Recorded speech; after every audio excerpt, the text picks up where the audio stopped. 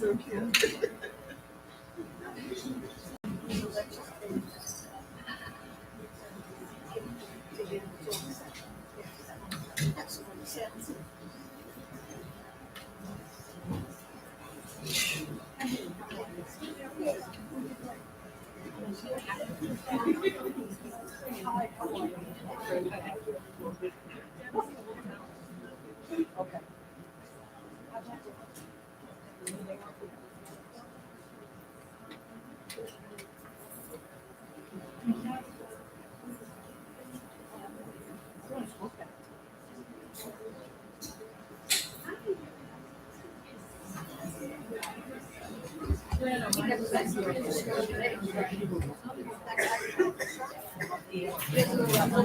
This meeting is called to order. I need a motion to come out of exec session and enter open session.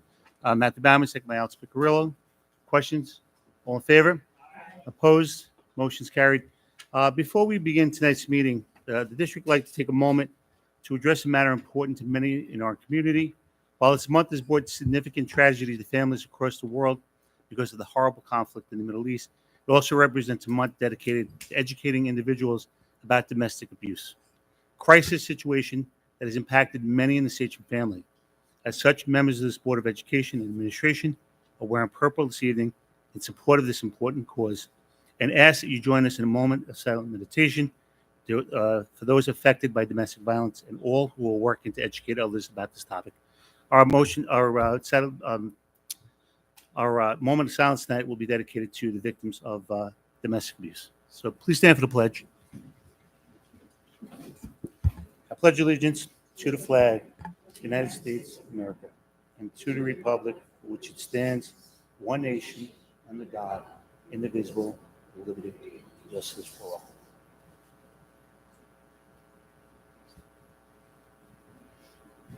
Thank you. I'm going to turn the meeting over to Dr. Pelletieri to provide us with the superintendent's report. President Scavo, thank you so much. As always, we're going to start with our students. Ashley Edgar. Is Ashley here? Is that Ashley's mom smiling from ear to ear next to her? Yes. Ashley, come on up.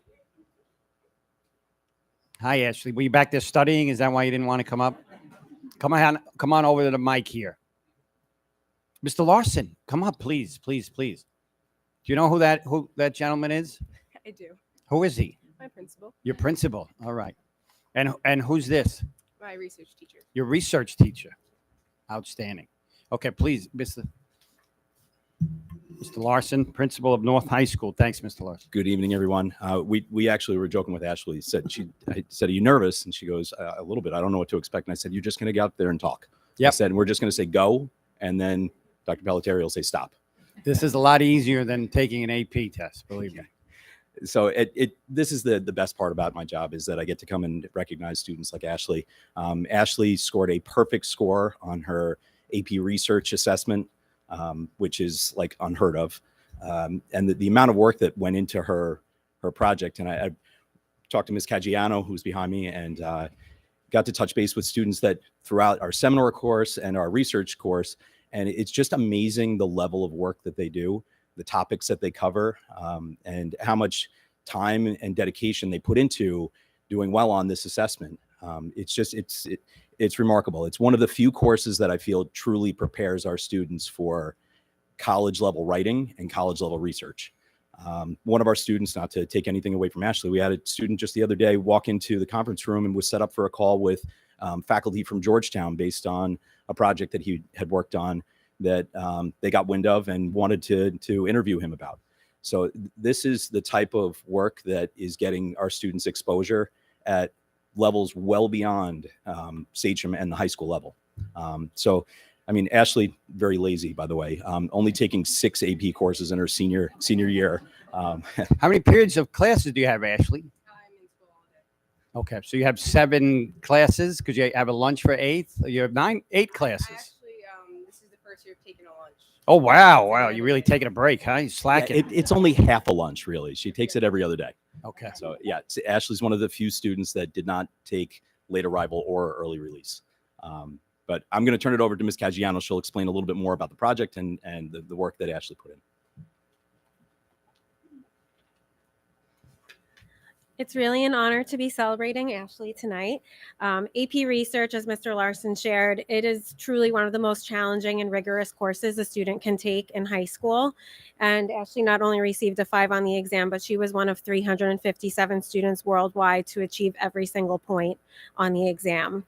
And her dedication, her diligence, and her drive is what got her to achieve that.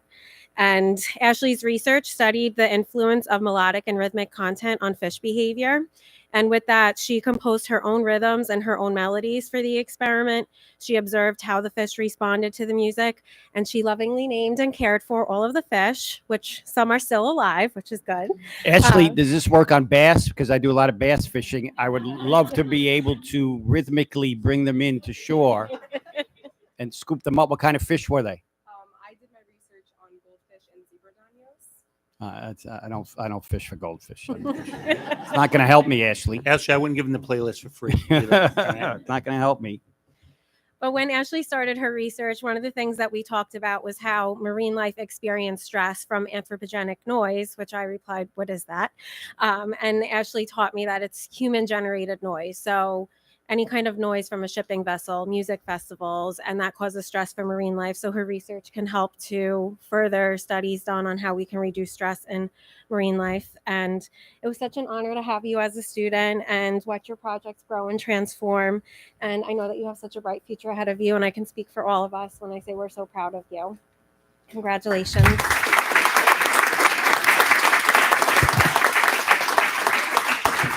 Ashley, grab that mic there for a second. So what is it that you want to do with your research, with yourself going forward? So I actually want to go into researching in the future, but not with fish. More so, I want to major in neuroscience and minor in music to study the relationship between music and the brain. And where might you go to? Any sense about where you're going to go to school, or? I have some of my top choices. Haven't sent out my applications yet because they're not due till November 1st. Okay. So you're going to wait till October 31st, right? To send them out as a typical kid might do. Mom, you hearing this? Let's get those out early, right? Is Dad back there too? Hey, Dad. All right. Yeah. Let's not wait till the last minute. Got to make sure the application's perfect. Oh, yeah. Okay. It doesn't have to be like, don't perseverate, right? Get them out. But yeah, I don't doubt it's going to be perfect, since this is what your certificate says. First student in Sachem history to receive a perfect score on AP capstone research. That's incredible.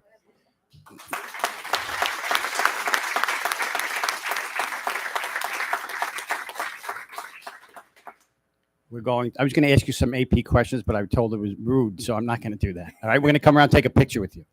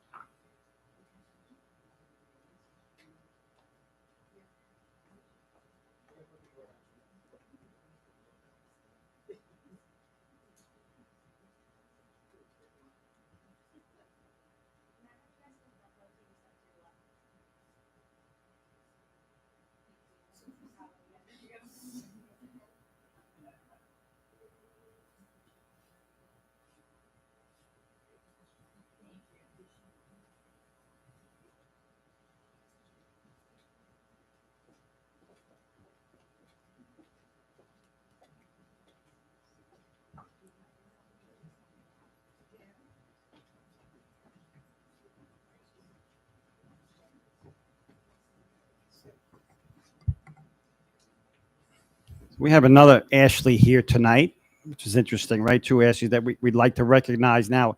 Ashley Kenyon. Would Ashley come up with her folks? Mr. Lapani, you want to come up as well?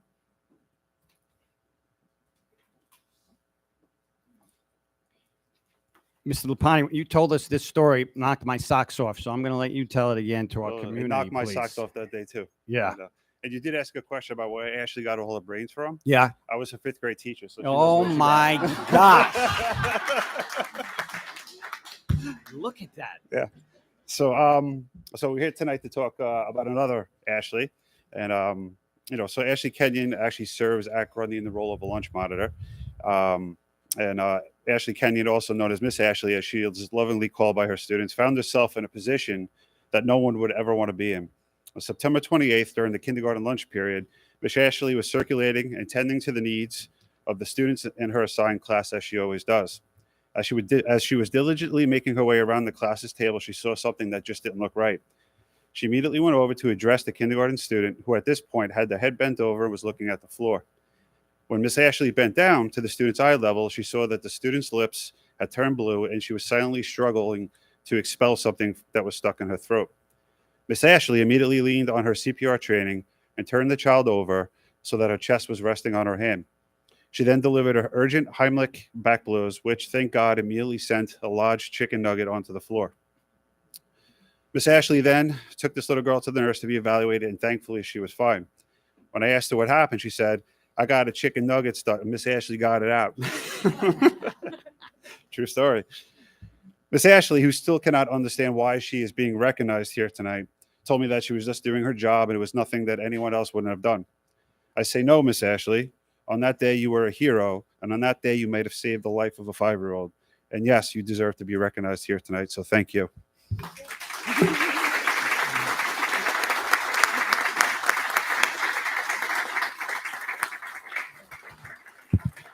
Miss Ashley, thank you. Only a true hero would say, I'm just doing my job.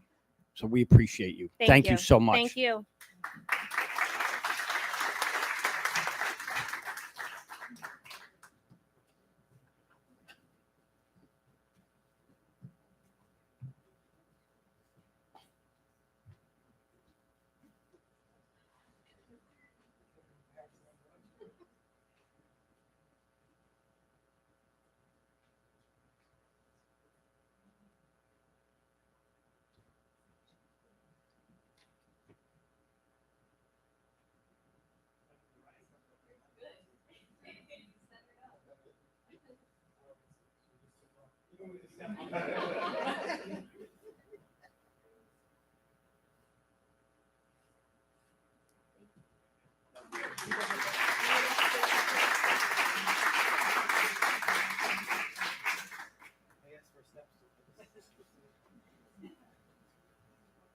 You got to start wearing heels.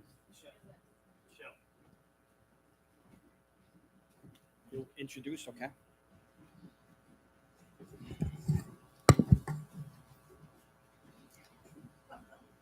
Okay, so we have Brent Jensen here. He's a partner at EFPR, that they are our external auditors, and Brent is going to present the results of our June 30th, 2023 financial statements. Thank you, Michelle. My presentation won't be as exciting as the first two here, but I will try and keep it brief for you. Yeah, I was going to say, Edgar family, this may be the time to slip out, right? When you're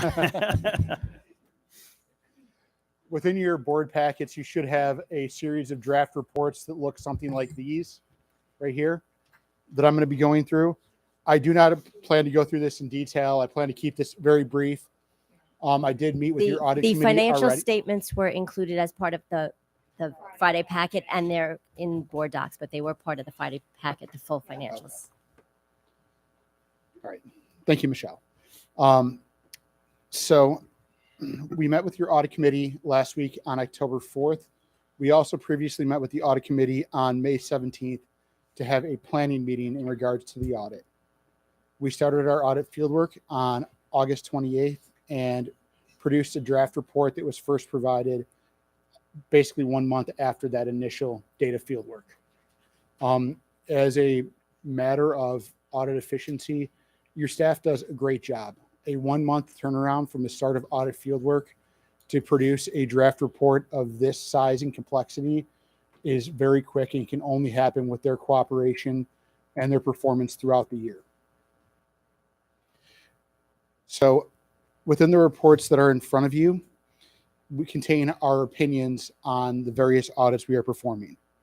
We expect to issue unmodified or clean opinions in relation to your financial statements, which are prepared in accordance with generally accepted accounting principles and audited in accordance with generally accepted auditing standards and governmental auditing standards. We also expect to issue unmodified or clean opinions in relation to what is commonly referred to as the single audit, which is a compliance audit over federal funds, and also your extra classroom activities, which is both included within your financial statement and receives its own report as is required by the state.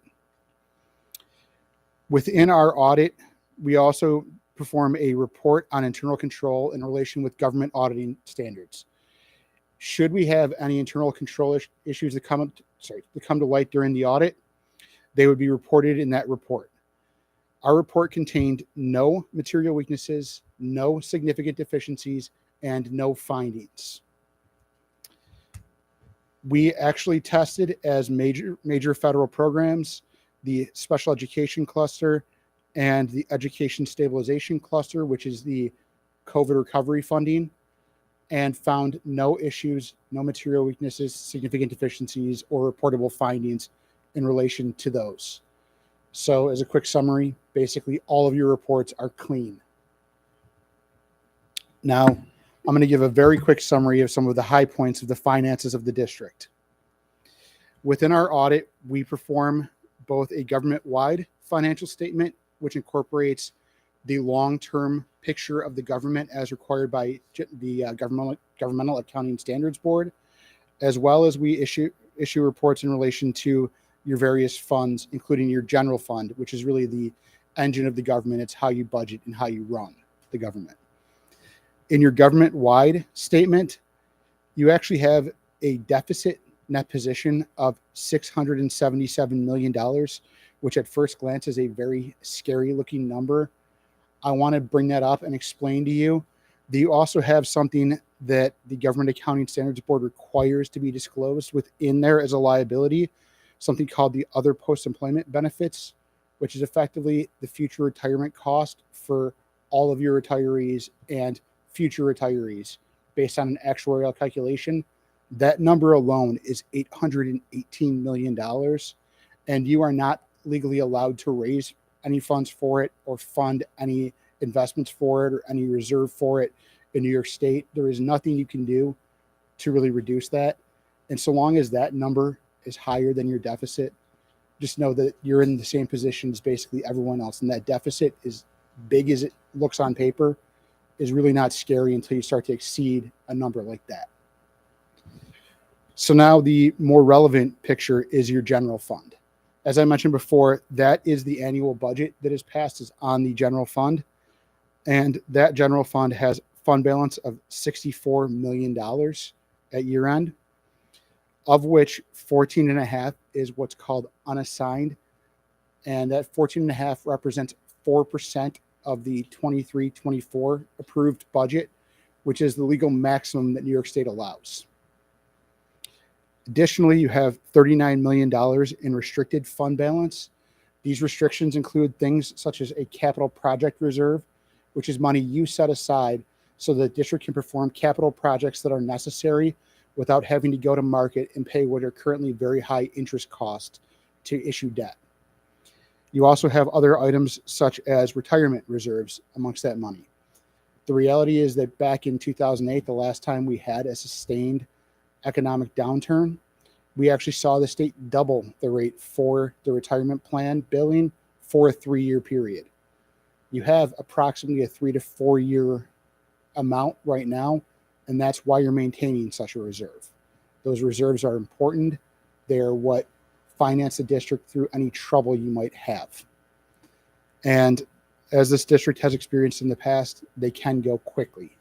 So keeping that sound financial shape that you are currently in is dependent on keeping those reserves strong and using them when they're needed along the way. So in the current year, you actually saw a decrease in that fund balance of $3.75 million, which was really an expected occurrence. The board chose to appropriate $6 million of reserves in the initial budget last year, and then during the year approved an additional approximately $7 million transfer of reserves into the capital project fund. So when you consider that you've appropriated approximately $13 million of reserves last year, and you only actually came in with a $3.75 million shortfall, that's actually to be expected, and actually probably a pretty good year ultimately with that type of appropriation. So overall, to give a quick recap, your financial position as it stands right now is sound. The district is in a good place. You can afford to make reasonable decisions, cover one-time expenditures within your budget without an issue. The biggest risk that I see, and it's a risk for every school district, is that you do have an upcoming funding cliff. In the current year, you had about $12.5 million of recovery aid spending from federal sources. That recovery aid will go on for one more year. It is effectively in the budget that you've already approved for 23-24. It will not exist past that year. So that funding long-term needs to either be expenditures that go away or expenditures that are brought into your general fund budget. So that's really the financial picture. Are there any questions at this time? If not, I'm just going to run through a couple of required. Just one question regarding the last statement you just made. The COVID money that expires in 1 year, did you guys track what that money was spent on as far as what was one-shot purchases versus ongoing purchases? Is that something that was part of your audit? So I know that your management absolutely did, and we've talked to Michelle about what she's already started on for 24-25 budgeting in relation to what stays and what goes from that. From our perspective as auditors, we don't do that type of tracking, but I can tell you that because those recovery programs were selected as one of our major federal programs for compliance testing, we did test a substantial number of the transactions that included goods and services type disbursements as well as payroll. Okay. So you do have a variety of things in that funding. So Michelle, to that question, a lot of what we spent that money on was one-shots. It was Chromebooks. It was, Yes, it was Chromebooks. It was the outdoor learning areas. It was the learning activity centers. But we do have some salaries in there that we're looking to bring in. Okay. There's also different programs like the Northwell Health is in the grants and NWEA and things like that. So I'm assuming that's what we'll talk about when we start the budget development. Yes, very early. Mr. Scavo, President Scavo, we did write with Ms. Hines and Ms. Sarakis we applied for 2 New York State grants for a total of around $5 million. The state is offering about $100 million across the state. We were one of the districts that did apply for 2 different grants, one for mental health, one for catching up our kids academically, and about $2.5 million each we applied for. So we're very hopeful that we'll get those. We got those in before the deadline. And last, so that number that you referenced earlier, $880 million deficit, is that the same old Gatsby 45 or 25? Yeah, so the Gatsby gave it a different name. The Gatsby number has changed over time. It started off as Gatsby 45. It became Gatsby 75 because they edited the initial statement. But yes, that is So why do they continue to audit that if they're not required, if they don't even allow you to plan for it? There are other states that do allow for what are called OPEB trusts, where they can fund a trust against this. New York State does not feel that is a sound financial decision because the reality is you pay as you go. You have retirees that for the next 30 years are going to be on your healthcare system. Mm-hmm. And over that time, you're going to pay an annual premium cost. That's an annual premium cost you're currently paying right now, and you will continue to pay. Just the Government Accounting Standards Board has really taken a position of getting everything that traditionally in the past had been considered a commitment type item and disclosed onto the actual face of the government-wide financial statement over the past several years. And it's created a statement that looks something like what we call the liquidation basis financial in a general business sense, which would be if you had to close the doors tomorrow, what would you owe?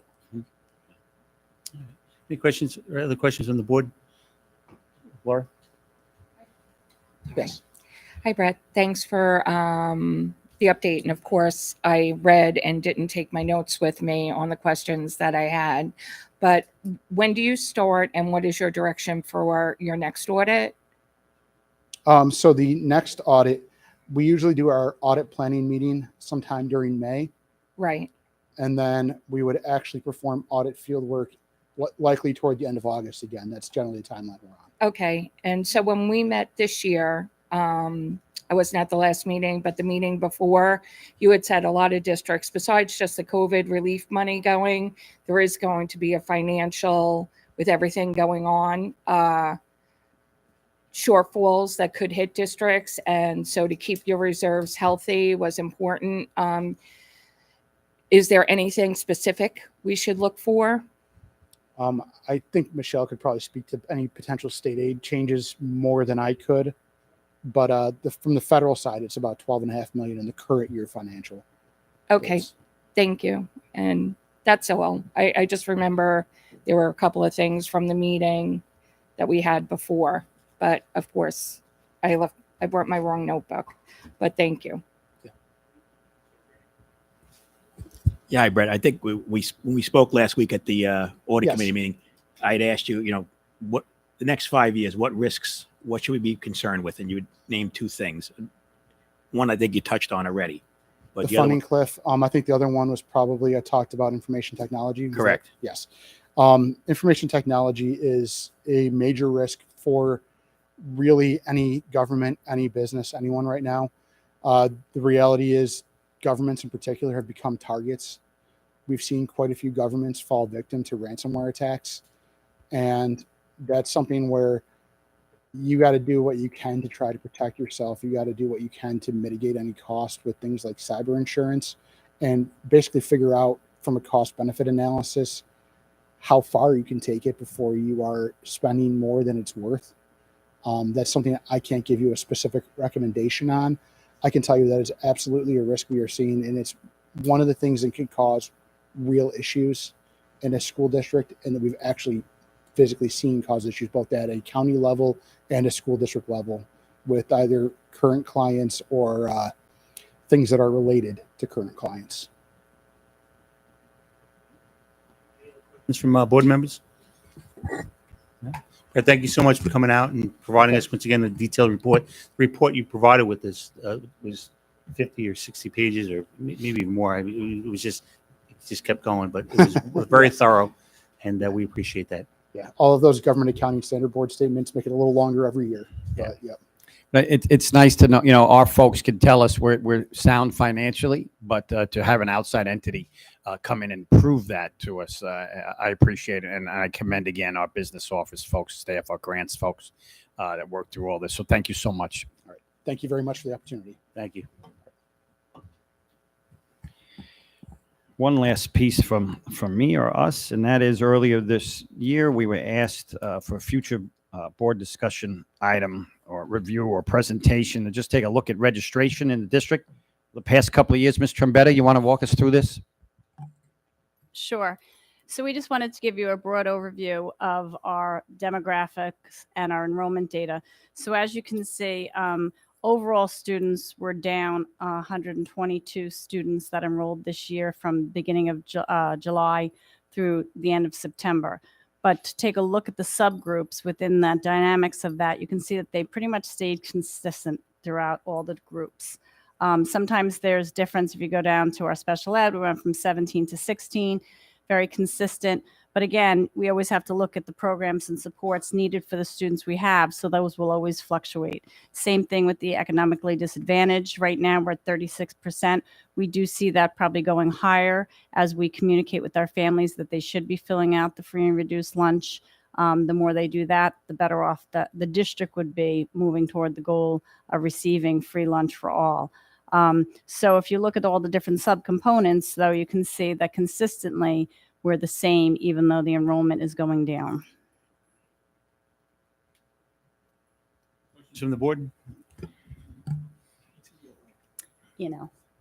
ELL stands for the E&L.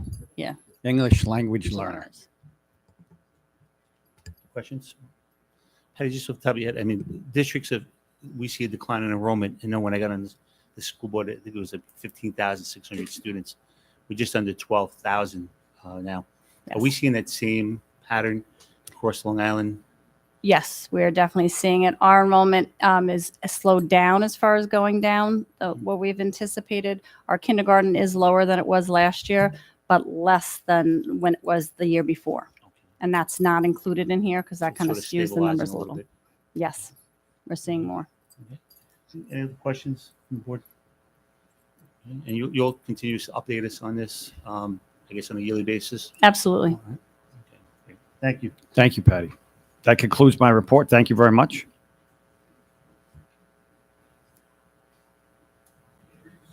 Item C, which is student board member report. So, I don't know who went first last time. We would flip it. Is that you, Dom?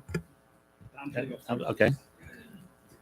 So past week we had our pep rally, Mhm. which was a little stressful because it was planned outside. Then of course weather is not very nice to us. So I was very impressed with how the team of friends and teachers actually worked together to move everything inside, set everything up, and how quickly we were able to get it done. Overall, I think the event went very well. And then of course our homecoming game got rained out as well. So weather hasn't been nice to us this week. It's not just you guys, right? True. Same thing happened across town. It's crazy. Yes. Yeah. Regent Park, the same thing happened. Every weekend it seems to be the forecast. So I did provide us with a 12-foot by 16-foot flag for the national anthem, which we held up. So I think overall went pretty well. And we're working on our food drive this week. So hopefully that'll be ready to go in the next couple of weeks. That's the next big event. Food. We're working. We're preparing everything, and then we'll start collecting boxes within the next couple of weeks. Thank you, Dom. Dylan? We got a little less going on because we had our homecoming a little bit before that. So honestly, all we really had that's gone on. I mean, we had like our senior sunrise that really wasn't a sunrise. It was just a fog show last Friday. But from a certain point of view, I guess. Similar to what Dom was saying about the food drive, we have our Dirty Dozen food drive going on. We've already started. We had a meeting, like a student government meeting that went over the two people that are running it, and they gave us a bunch of information. We put that all out about joining the group me and things. And I don't know if any parents or anything put it out, but there is a link for donations for that. And if not, I can put something out later where I can put my lovely mom up to that later. We'll see if she wants to. I believe I don't know what days specifically we're starting, but we are taking our donations outside of Handy Pantry. I'm pretty sure it's the one on Portion. That's all I got. Thank you, guys. Thank you for the update. Item D is approval of the minutes for the September 27th meeting. Any motion, please? Stephanie Volpe, second by Meredith Volpe. Questions or discussions? All in favor? Opposed? Motion's carried. That brings us to item 3, which is visitors. At this point, we do have 3 visitors, and I believe at least all 3 are going to be talking about the proposed lithium battery facility that's planned for Hotesville. So I'm going to call you up one at a time. You'll have 3 minutes to speak and express your concerns. It is on our agenda, so it's a discussion that we're going to have towards the end of the meeting after we get through all of the resolutions that we have to approve. So, Fran Linati.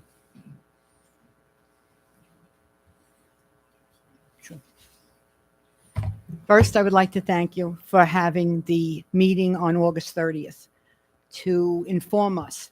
And we listened to the guest speaker that you had, Nick Petrakis, and really enlightened us about how much he didn't know about what was going on.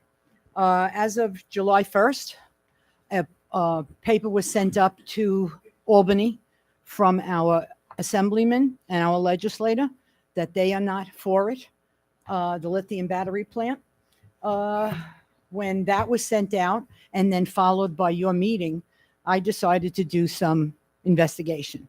I've lived in Holbrook for 22 years. I have grandchildren that are in Sachem School District. On your website, you have 6 goals. Number 1 is provide safe and secure schools.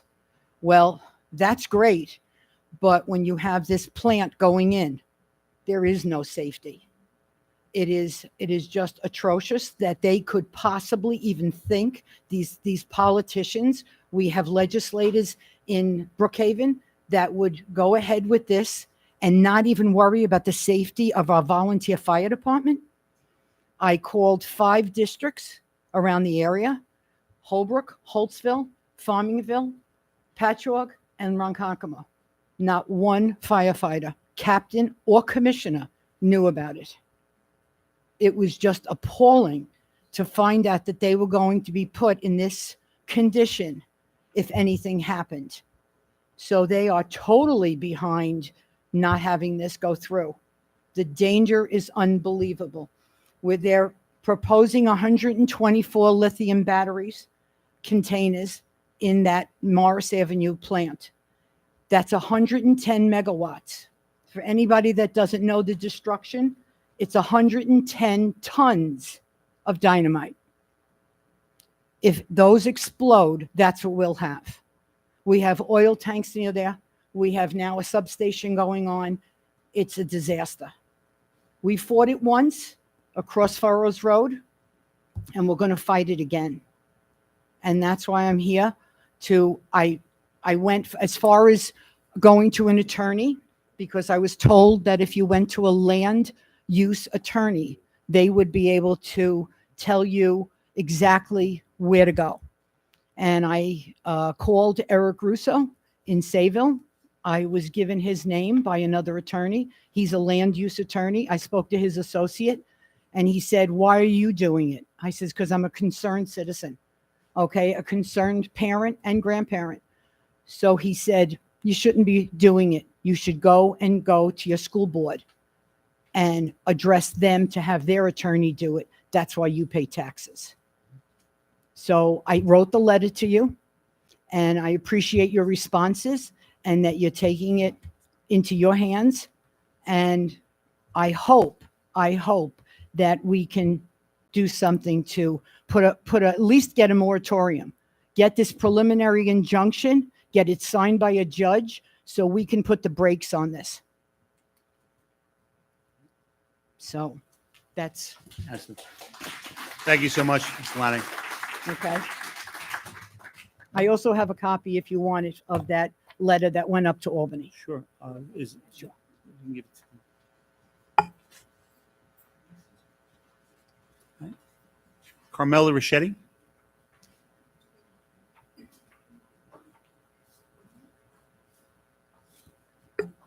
Hello, I'm a resident, and I did at one time live off of Union Avenue. And at that time, we were told there would only be a few oil tanks, maybe 6.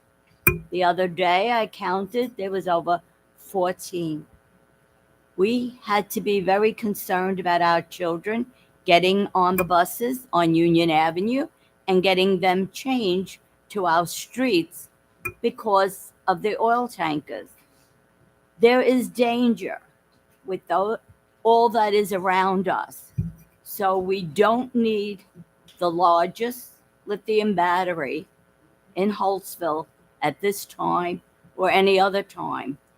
We need a moratorium. All of you live here and know the dangers.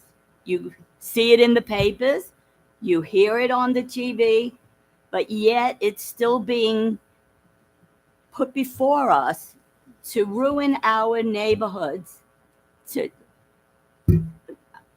I can't even believe that our children would have to experience anything like this without us doing something about it. That's what we need. We need people involved.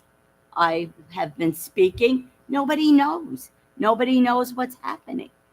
And as I talk to people and explain what Fran has just told you, how dangerous this is. I spoke to a woman that lived in the Hampton. She went home and the batteries were there. She said the humming noise is beyond belief. She can't sell her home with that noise. It is a danger. It needs to be placed. We know we need it, but we need to look at where we are going to allow this to be placed. It has to have acreage where schools, churches, children, everybody is safe. We fought it on furrows because we only had 2 lanes and no way to get away from it. So we need to look at this for the children's sake. And I know that all of you, that's your interest right now. Thank you. Thank you so much.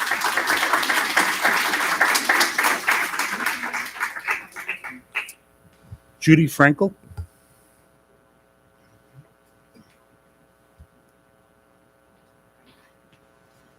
Hi, I'm Judy Frankel, and the 2 previous speakers have mostly covered everything, but I'm very concerned. I don't have children in the district, but I do have grandchildren, and I do live here, and I think it's appalling, and I hope the school board, I know nobody has the resources and the expertise to deal with a catastrophe if it should happen. Even New York City has the finest fire department, and these little lithium batteries from scooters burn whole buildings and they cannot put them out. It's a very, very dangerous situation, and it's very, very scary. And I don't think that, I mean, even after 9/11, lockdown isn't going to help because it's going to burn and burn and burn. And I don't think we have the resources and the expertise to deal with such a oncoming catastrophe, and it will happen. And I hope the school board does what, to protect the children and the community. And thank you.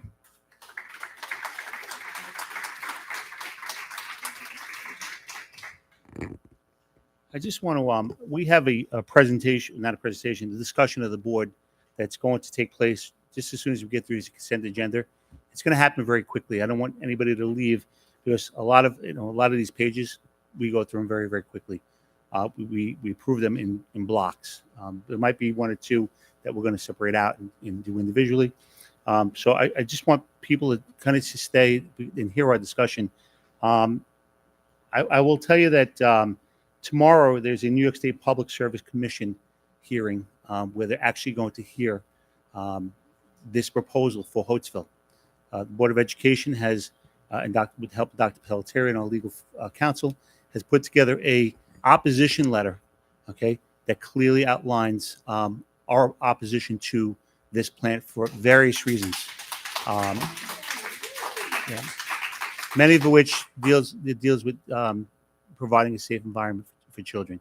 We have 2,000 students that right now, as a result of this plant, if something catastrophic should happen, their health and safety and welfare would be, definitely put in question. So,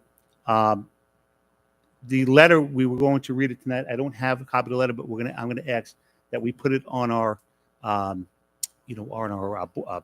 website, tomorrow, or even tonight, so that you guys can see it. And this letter is actually being sent overnight to that commission so that it could be read and heard by the people that are going to be making this final decision. But this board is in agreement with you guys. We're going to continue to fight and make sure that something like this doesn't happen right in the heart of our community where it's going to endanger the safety of our children. So I do want you to stick around for that discussion. Certainly, I think you're going to get a lot of viewpoints and concerns of the board, and we're in this with you. We're going to fight this alongside of you guys. So, all right. Okay, no other visitors, Allison? Okay, business items, we have consent agenda A through F. Need a motion, please? All right, Laura Slattery, second. Okay, Vinnie Reynolds. Questions or discussions? All in favor? Opposed? Motion's carried. Item 5 is personnel, consent agenda A through K for teachers. Any motion, please? Okay, Matthew Bauman, second by Laura Slattery. Questions or discussions on this item? All in favor? Opposed? Motion's carried. Brings us to page 7. We have a personnel consent agenda A through H, which is for our support staff. Any motion, please? All right, Sabrina Pikowicz, second. Okay, Stephanie Volpe. Okay, questions or discussions? All in favor? Opposed? Motion's carried. Mr. Scavo, Yep. if we could just take a moment to recognize Ms. Delio behind the scenes in the food service department. Ms. Delio has been working amongst the supervisors and other clerical and the food service workers and the cooks, and previous to that in the transportation office. Would like to congratulate Ms. Delio on her upcoming retirement from the district and wish her all the very best in her journey after being at Sachem.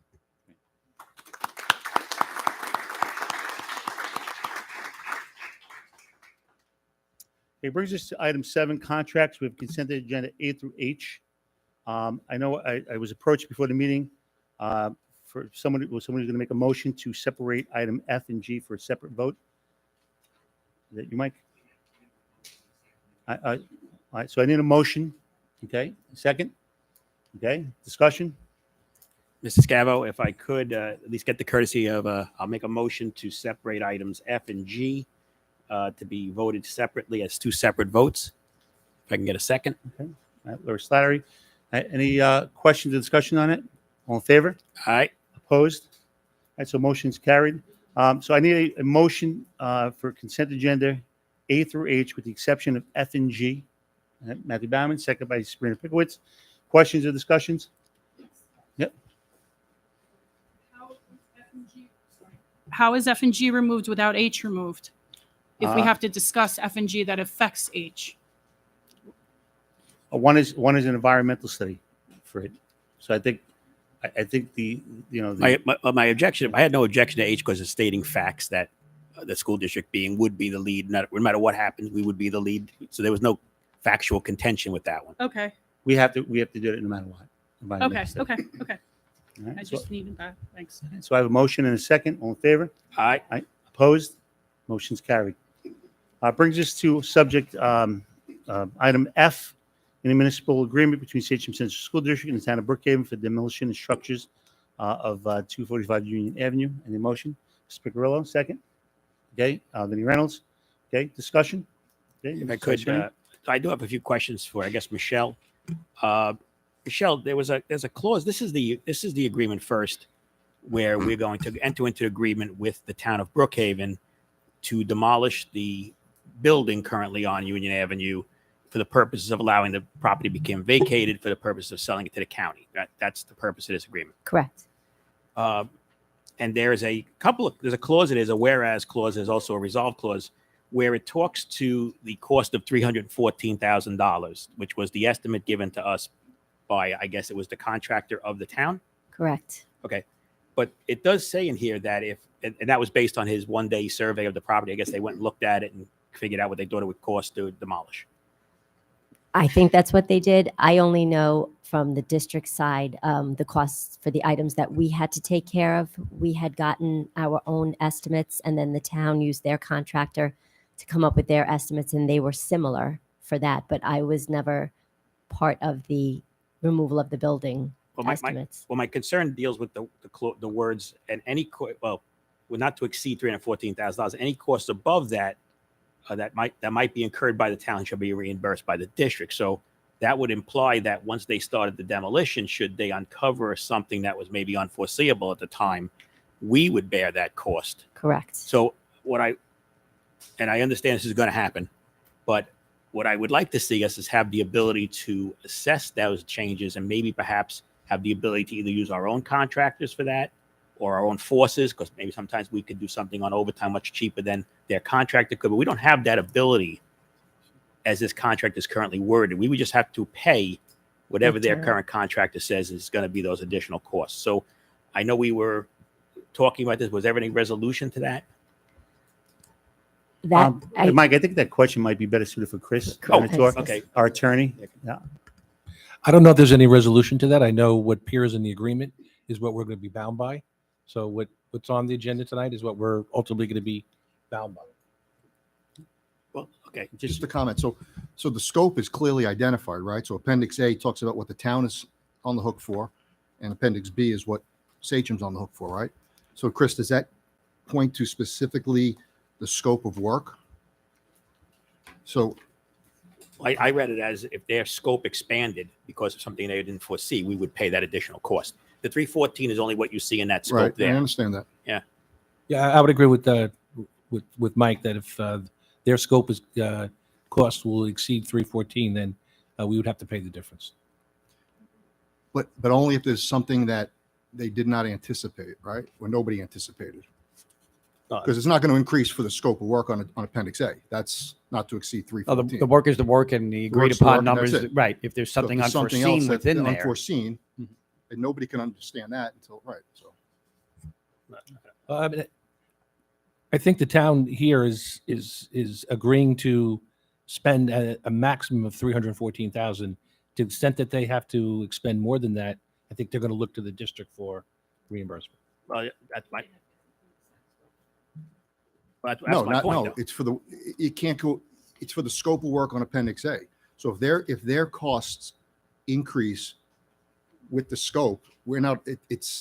We're not liable for that. Yeah, but it does say in the contract for the scope of work identified Right. in Exhibit A. So Right. I think to that extent it is limited to to what to is Exhibit A, reasonably contained within Right. Appendix A. So you think if they uncover something, we wouldn't have to pay? I think if it's not reasonably part of what's reflected in the scope, which is Appendix A, I think we'd have an argument that we're not responsible. Well, the Appendix A is the demolition of the building. That's pretty all encompassing. So I would tell you anything happens during demolition that exceeds 314, we're going to be responsible for. But again, I just think that we should at least broach this with the ability to use our own forces for anything like that, because I think we can do it much cheaper. And I'd like to at least save the money if we're going to go this route. So I would move just to table that till we can get that resolved. But Chris, is that something that we can negotiate after the fact if they come back with an increased number? Of Well, yeah, I mean, costs and it's- we're able to do it cheaper. If down the road, there should be costs that exceed $314,000, and we're notified that we are on the hook for reimbursing them. Yes, could there be a conversation and an amendment to the contract where the town could permit us to do the work? Yes, I mean obviously they would have to agree, but yes, that could possibly Now, happen. is it unlikely, based on the fact that we pay prevailing wages, that we're going to come in cheaper than the municipality, the town of Brookhaven? I mean, you would think the cost would be the same. Well, we saw the initial cost of taking the building down ourselves versus what it's costing them to take the building down, and it was more than. No, but my scenario is I'm thinking they go in there, they think they have plaster walls, and the walls are actually masonry behind there. Now, the demolition of the masonry, as far as it exceeds what they thought they were going to have. So that's part of the scope of work, Mike. They're taking the building down, right? No matter what the walls are made out of. But that's my point. Yeah, but they're You just made taking my the building point. down no matter what it's made out of, right? No, that's not. No, yeah, demolition of the building, right? and that's my point. So the increased costs are right there, and he's saying they're saying to us, but if we- they're taking the building Didn't they down. inspect the building, okay, and determine in advance as to what the building was made of? And They walked the building. They walked. Yes, the entire building. they walked the building. Yeah. So why should we even entertain that then? We shouldn't even entertain that. That's it. 314. That's all. That's it. You're not getting any more money from us. If you're going to say they walked the building and they're fully knowledgeable, then 314 is the number, right? We shouldn't be on the hook for anything that exceeds 314. Then I'm telling you, based on my experience in construction and running projects, there's going to be unforeseeable things, and I think there's a possibility that it could exceed 314. And I just want everybody to realize that we will be on the hook for that, and we'll have no ability to use our own forces, because I'm sure our guys could do things cheaper than they're going to do. Because they're going to need the overhead and they have to make a profit, and we'll pay more. As long as everybody understands that, I'm fine. I thought we could move to have that amended, at least the ability to have the discretion. But let me move on. Actually, Mike. Okay. Oh, let me move on. Because I know. Well, don't move on yet, because Okay. I want to simplify this for myself. We're basically selling it as is but then giving them money back if it costs them too much money to take down. Is that what we're saying? Is that the? Well, we have two agreements. We have one with the county and one with the town. The town is going to be involved in the demolition. And to the extent that the demolition costs reflected in Appendix A, the scope of the work, exceed 314,000, then we would be on We're the hook. paying for it to be demolished. That wasn't what the building wasn't sold, in my understanding, that we were taking it down. They're getting the price of we're a not building paying, as is. we're not paying anything. We're for not paying doing it. that. No, now, but if they go over what they anticipated in that scope, we have pay to the give them difference. basically a refund, The difference. right? So we're making less money on the property. Am I following this correctly? Because this is like literally, I'm understanding this for the first time. Well, it wouldn't be more than, it's only the excess above 314 we'd be But responsible what if for. that's $700,000? Then they really underestimated and we'd be on the hook for $300,000. Right. Or it could be $1 million. And then we But might as well just give them it for free then, eventually. It could be that possibility. Worst case scenario, we're in the negative. Well, that would really be something. If they But found I'm something saying, you know, everything's costing more than it was 10 months ago when we started this discussion. So, you know, if I was selling something as is, I wouldn't pay someone else their overage. They're getting the value of the property. Well, my only point is we all are aware. Well, I would like to modify those clauses to say that we can I at least have the agree. discretion to use our people or at least our own contractors, which I think would be cheaper. But I honestly don't think we need to do, it shouldn't be our problem. the other question I have for you, Michelle, is on the Appendix B of that contract, just to go over some of these are the things we are going to be responsible to pay prior to anything else. Correct. So we're going to remove the septic system. Do we have a cost for that? Yes.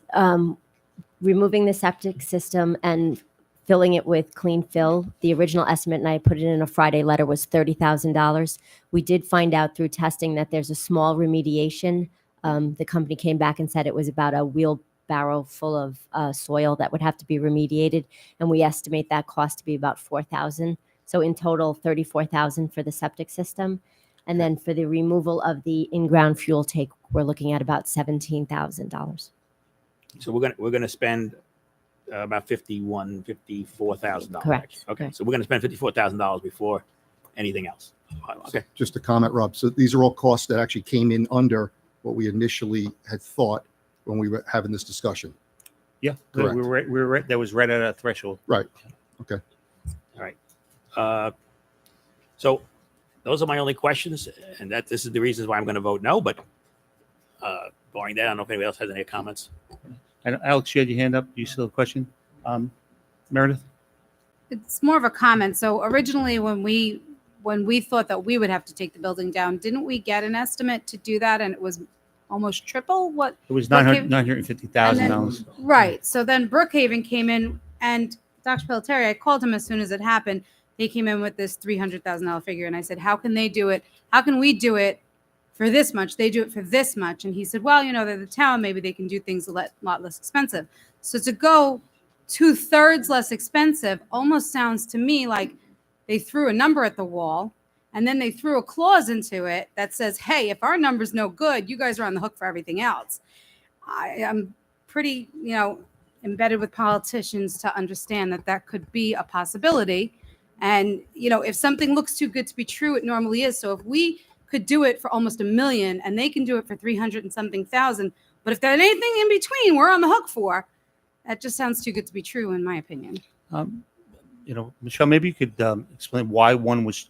Do you have an answer as to why one So was? I know when we originally asked our architect to look at and give us a broad figure of what he thought it would be, that million included some contingencies in there. So that was before we knew. One of the things was the septic system. He said anything can be under that ground, and until we do some soil testing, we won't know. So I know that that was one of the figures that was built into that number. It turns out that for the most part, the soil is okay, except for that small section that they tested. But it was there was a lot of what ifs because the testing hadn't been done when we got that initial estimate. Do you know around what he was estimating that big what if for the septic? I'll have to look through my emails. I don't think he specified that. It was just one of the many possible unknowns. I'll look for that right now as we're looking through it. Right, because we're going to spend about 34,000 on that. So if he came in at 150 on it, then that would be one of these big discrepancies. Yeah, everything that was under the ground was just with the idea of if a worst case scenario, I think, because we hadn't done any testing yet. So if a couple of these worst case scenarios do pop up in the middle of Brookhaven taking it down, then we're on the hook for them no matter the cost. But we have done some of that testing now. Ms. Attorney? Rob, then maybe the other suggestion I would have is let's put a not to exceed number. Perhaps a not to exceed $100,000, not to exceed $75,000 more on our half, no matter what, Mike, I mean, you bring up some very good points. The issue is that we've been kicking this around now for 10 months. I know, but I only just got it's this. being purchased with monies that are going to expire. And if that money expires, it goes, we had this discussion, it goes to another municipality for another park in another community or another beautification project. I understand all that. You're saying, I just got this on Friday. So Not even if we Friday. kick this can down even further, okay, that building might be sitting there because all of a sudden that money's expired. And now all of us, the town is aware of what's in that building and the condition it's in. And they turn around and they say, listen, it's now, we're out of it, but we're going to condemn the building and we're going to require that you take it down. Well, nice. And now we're on to $1 million bill. Yeah, but state ed would get involved at that point. State ed's going to, that's not going to, intercede and say, wait a minute, we're going to either pay the cost of that. They can't, the state can't condemn. Yeah. The town can't condemn a state building. Yeah. Right. Well, if it's in the township, they could.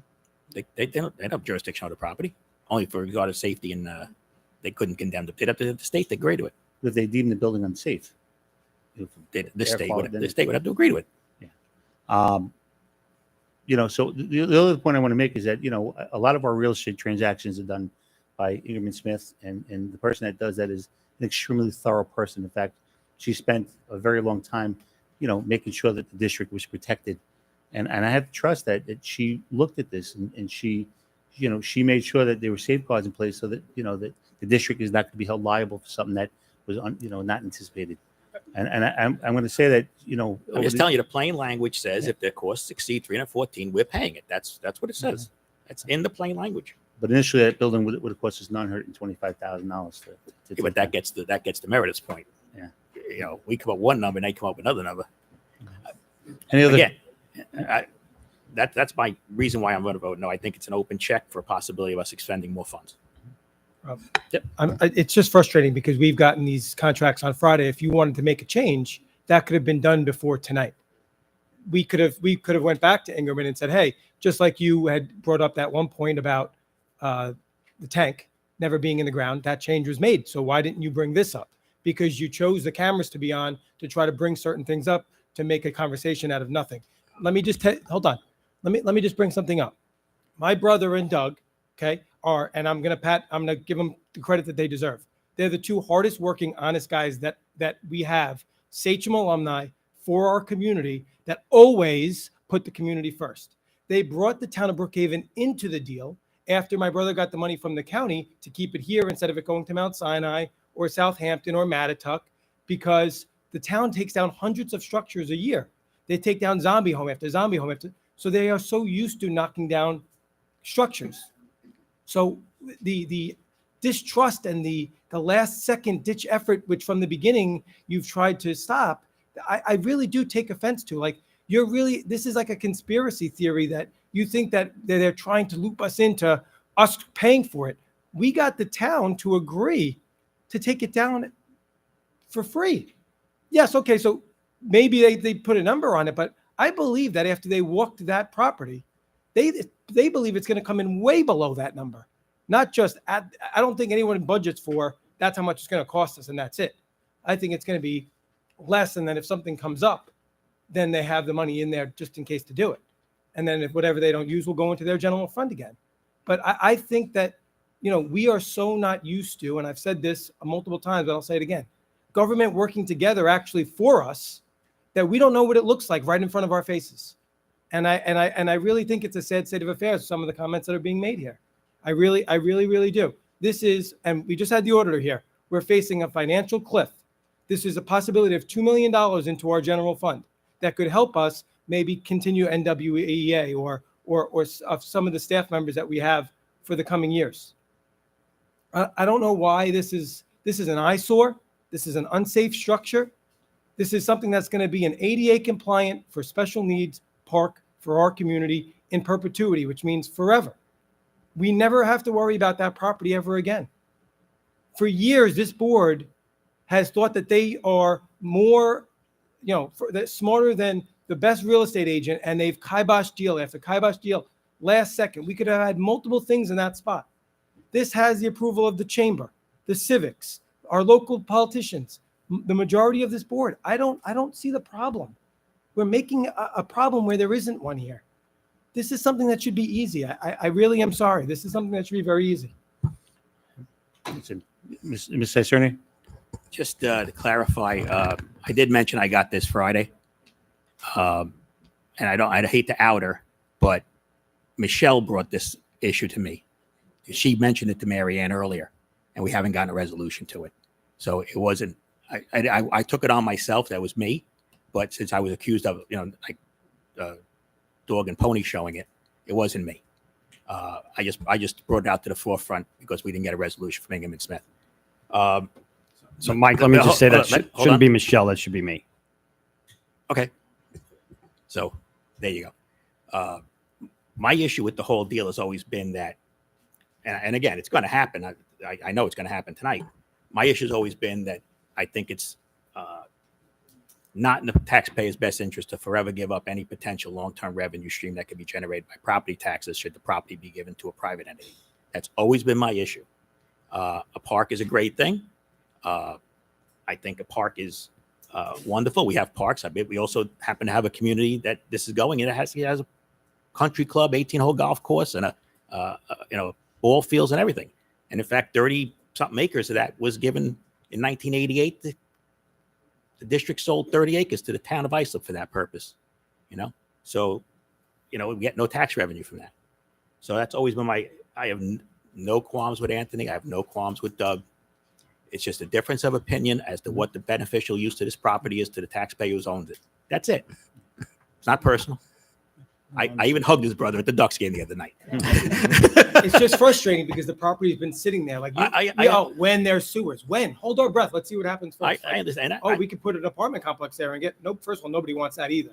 So that would be a whole different conversation. As I said many times, there is no Alex, revenue there's no right or wrong answer. This is I know, a difference of opinion we on. act like there's going to be a revenue stream tomorrow. We act like there's like 6 other bidders and we're giving it to the lowest one. That's not the case at all. And Well, we've really kicked the horse here. Anyway.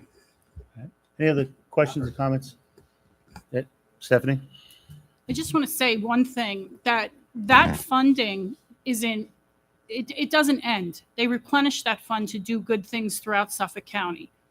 I worked on a committee for special needs housing where it was taking down dilapidated buildings and creating something else. So it's not a be all and end. We don't have a gun to our head with this funding. We act like we do, but we don't. The funding gets replenished. This actual section of the funding might get moved to somewhere else, but then there's more funding coming in next year. So this isn't a gun to our head decision. And we have a responsibility to the school district, just like the town is protecting themselves. We have to protect the school district. That's all this discussion is. Stephanie, once again, this has been going on for 10 months now. And there's been a lot of work done on every side. The town of Brookhaven had a lawyer that was working on this. The town of Islip had a lawyer that was working on this. We had a law firm that was working on this. And so to say, well, we're going to scrap it and then we're going to maybe sell it next year or 2 years. I don't think he was suggesting scrapping it, though. He's saying to put a contingency in to protect us from that extra money. You're saying is that we don't have a gun to our head. We don't have to do this now. No, additional funding will come again. The rhetoric is that we have a gun to our head because the money goes away. It's not going away. There's other funding down the road. There might not be an interest after this. I understand what you're saying. I'm saying he's asking for a contingency. Nobody's asking. The really disturbing thing is, and I've been on this board a long time, we had this property sold for $3.5 million. Right. With a tax revenue. Okay. And the board voted no. And they voted no because they felt that the property was going to be worth more money. And in essence, it dropped by 50%. That's now worth not the 1 point. discussion we're having. I We're having understand a that. discussion to put something in so that we don't have $1 million bill after we sell it, or a $700,000 bill, or a $100,000 bill. That's what I'm looking at. I'm not saying not to sell. I'm not saying any of that, but I'm saying we need to protect ourselves so that we're not getting a $500,000 bill or refund back to the town because they had an unexpected expense. $500,000 expense is not like a reasonable number. I think you just made that up. And also this money, this is a lot of COVID money. They replenished these funds at the county level with COVID money. That gravy train is dry. Like there is no more money being printed. We are in $44.2 trillion debt in this country. They are stopping to print the money. So the county got their allocation and they are scooping up as much property as possible. If they don't take this, I almost guarantee that there is not going to be money next year or the year after. I'm not saying gun to our heads, but they've been scooping up property all over the place. This is the last parcel left in the Sachem community. Where else is there one that they could buy that says this is going to be parkland? This is going to be green space.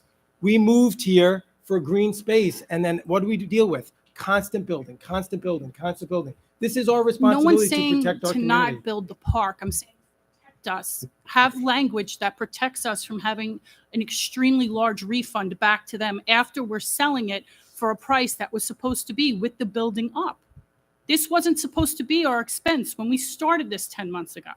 That's all I'm saying. I wouldn't sell something for $50 that's and then expect to give them back $25 or $5. That's my concern, is that I don't see why Mike's suggestion of putting something in the terms that protects us. That's it. Not to not sell. That's not what I'm saying. Any other comments or questions? All right. So we have two items. We have item F in the municipal agreement between Sachem and Central School District, Town of Butte, Brookhaven, demolition of 245 Union Avenue. Need a motion, please? Mr. Reynolds, second by Ms. Piccirillo. Questions or discussions? I think we kind of beat this one to death. All in favor? All right. Opposed? All right. So we have 4 opposes. All right. No votes, Ms. Isernia, Meredith Volpe, Stephanie Volpe, and Laura Slattery. All right. The rest is yes votes. Have that, Allison? Okay. Item G, open space contract with Suffolk County. Any motion, please? Mr. Reynolds, second. Okay, Mr. Baumann. Questions or discussions? Ms. Isernia? Just again, I kind of touched on it when we talked about the last item. I just think that the $8,000 a year carrying costs far outweigh the thought of holding the property for a couple more years till the sewers come through, and then sell the property to a commercial entity that puts it back on the tax revenue. It expands the tax base, increases the tax revenue, provides school taxes when we're going to be needing. That's my comment. Yeah, I'm looking at the Laura, and I'll come back to you. So my only comment is I've been on the board as over 10 years. So I've seen all the deals that have blown up. I've seen everybody that has gone into contract with us not be able to get permits, not be able to build there. I believe the only thing that ever will go there is a park, because that will be the only thing that ever would be approved. I believe that our local elected officials are doing the best thing by having it a special needs park, something I strongly believe in, I strongly respect, and I do believe our community needs. But what I disagree with is in our December meeting, when we had a contract for $2 million and we held the meeting and we approved it, we were called out as a board for doing it illegally. We were called out by the same elected officials for not putting it to the taxpayers for a vote, for having the taxpayers weigh in on whether they wanted a local businessman to expand his business there that had been in the community for years, or whether they wanted a park. And I personally was attacked, personally, not just, and I know some people don't care about that, but I was personally attacked for doing things illegally, for getting myself appointed to the board illegally, and not one person had my back. And that's what I'm saying, including our attorney. So at that point, I have to, for this, I'm going to abstain. I'm not voting no, because I do believe the town of Brookhaven will only allow a park. And even if we got $15 million to put in a dialysis center that would help everybody, they would still turn it down because they want to park. So I'm 100% on board, but I will personally abstain because I do not want my name, my character, my reputation that I have spent over 20 years in this community volunteering and dedicating my time to be trashed in Newsday and every other place across social media the way it was last time. It's not fair to me. It's not fair to my family. It's not fair to my son who's still involved in coaching here. So I will not do it. And never once did I get an apology from anybody, just so you all know. So I will be abstaining. Thank you. Just a quick comment. So to your point, Mike, it's zoned residential, so there is no chance of a commercial entity taking it over in a couple of years. We've all gone down that path. It's zoned residential. It's been an undesirable piece of land. And since I've been on the board, we haven't got any meaningful proposals on this thing, right? That would have passed from the town's zoning perspective, right? So we actually suggested to the board over 10 years ago, because I was on the facilities committee, to sell this property. So it's been out there for 10 years. We also put up a piece of property behind Grundy Avenue to sell, right? That put houses on, right?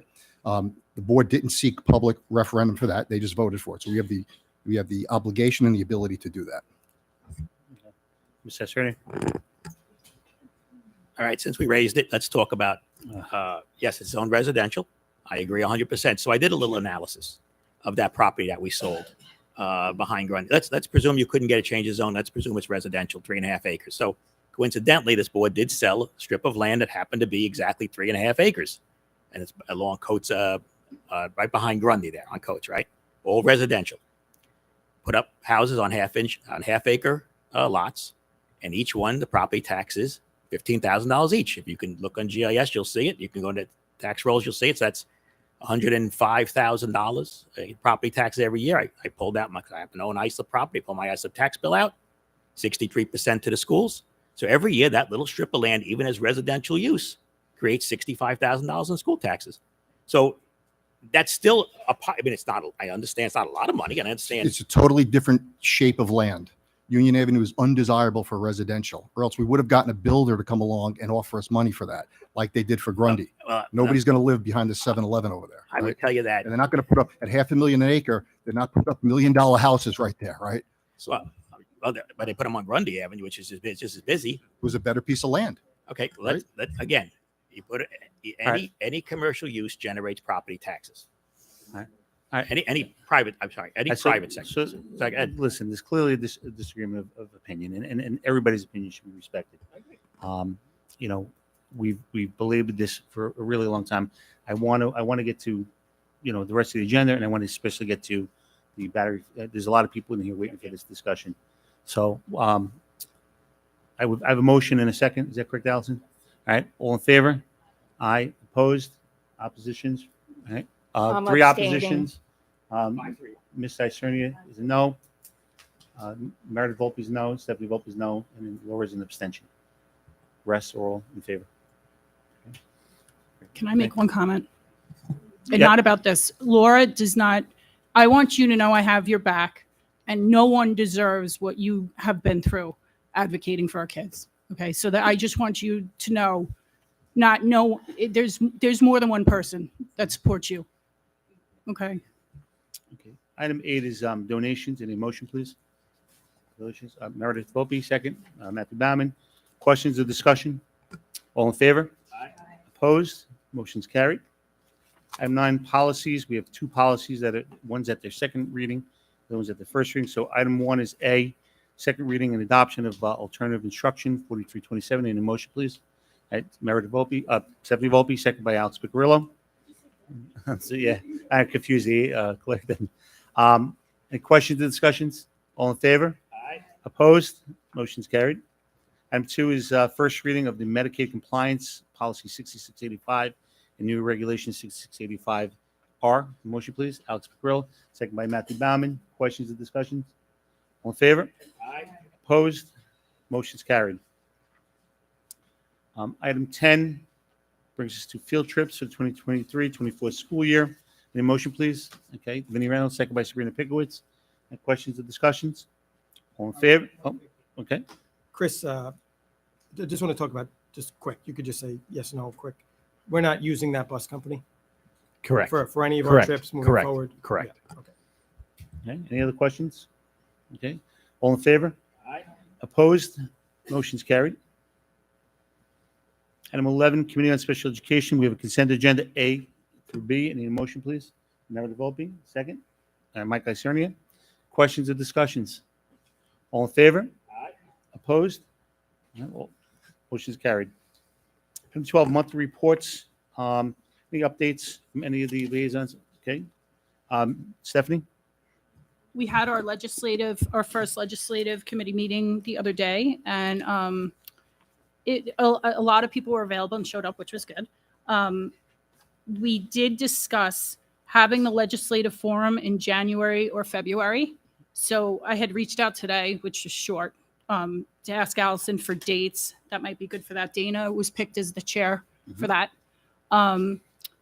Jim Kiernan was picked as the second chair to keep advocating for the school security resolution and the bill. We also asked the committee members if there was anything they'd like to discuss moving forward that we would bring back to the board. They asked for a list of the resolutions, which I had sent you guys, and I didn't send to them yet because I wanted to make sure that it was okay what I was sending them. So I had emailed you and Sabrina that. They're public, yeah. I know. I just didn't want to overstep, so I wanted to just clear it with you guys. And then Dana also brought up that we should possibly take a road trip to Albany and see if we could do what we did back in the day where the teachers union took us up to advocate. So was there anything I'm missing? No, I think the only other thing was the resolutions that we need guidance from the board. Do we want them to sort of run a parallel path? After what I think we decided, let's see what happens after Monday when you attend the NISBA conference, and let's see what happens. But okay, yeah.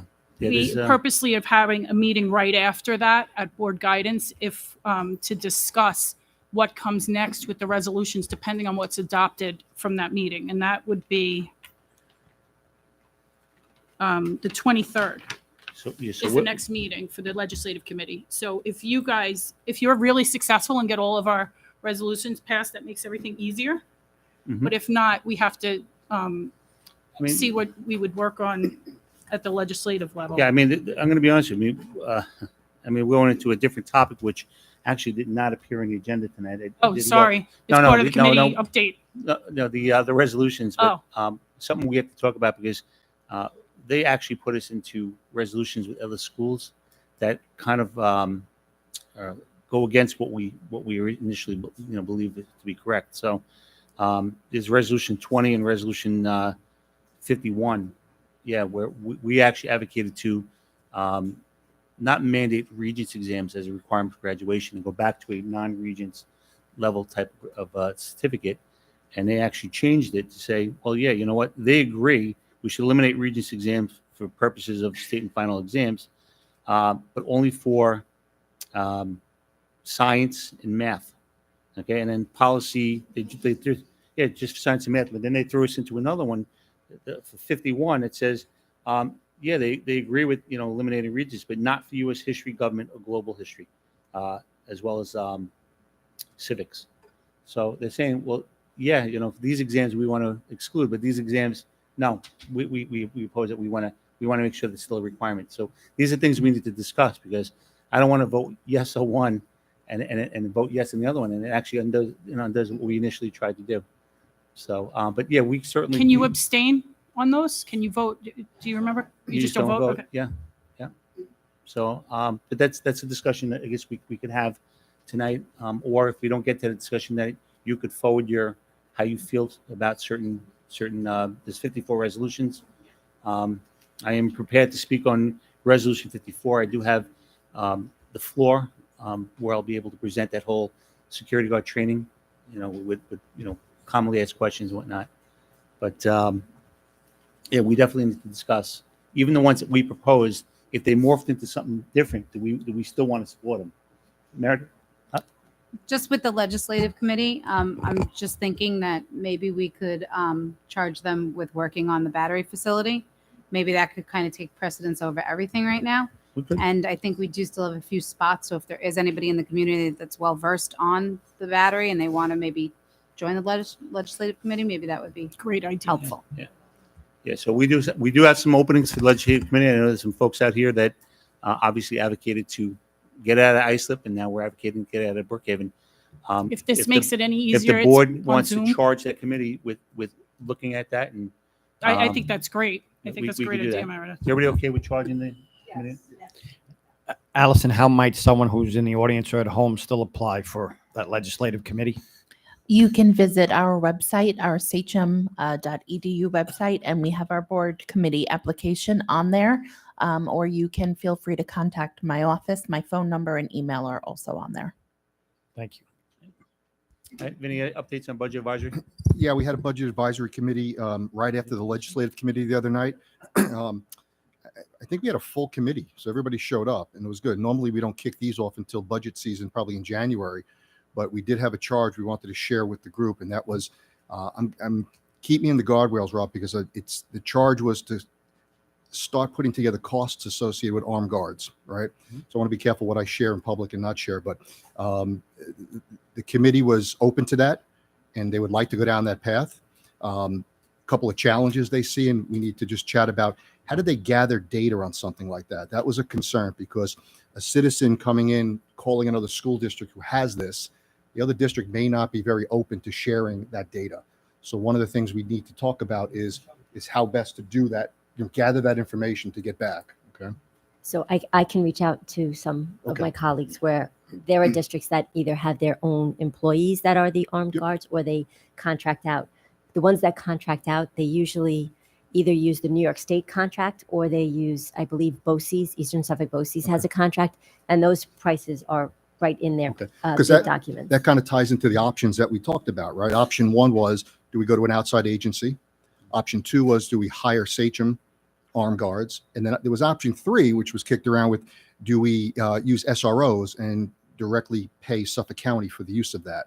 So those were the three that they were kicking around. And they, but the big question was data. So we can get offline and we can figure out what data is needed. Okay. Yeah, again, Mike. Yeah, Vinny, on a different subject for the board, for the budget advisory committee, we just talked about the cliff in funding from the COVID funds running out and where those things are being utilized right now. That might be an area the budget advisory committee focus on too. And how many of those things are one-time expenses, how many things are FTEs and things like that, so they can start to look. We did actually talk about that, and we figured that would come up when we pull Michelle back into our weekly cadence calls. So that is one of their during budget season, right, to have that discussion. Okay, so looking at that funding would be one of their charges, right? Yeah. Vinny, I have no problem with that, and I think getting that data, we've always tapped into our administration to call the other school districts together as much as they can. Okay. Some school districts will share, some probably won't. Yeah.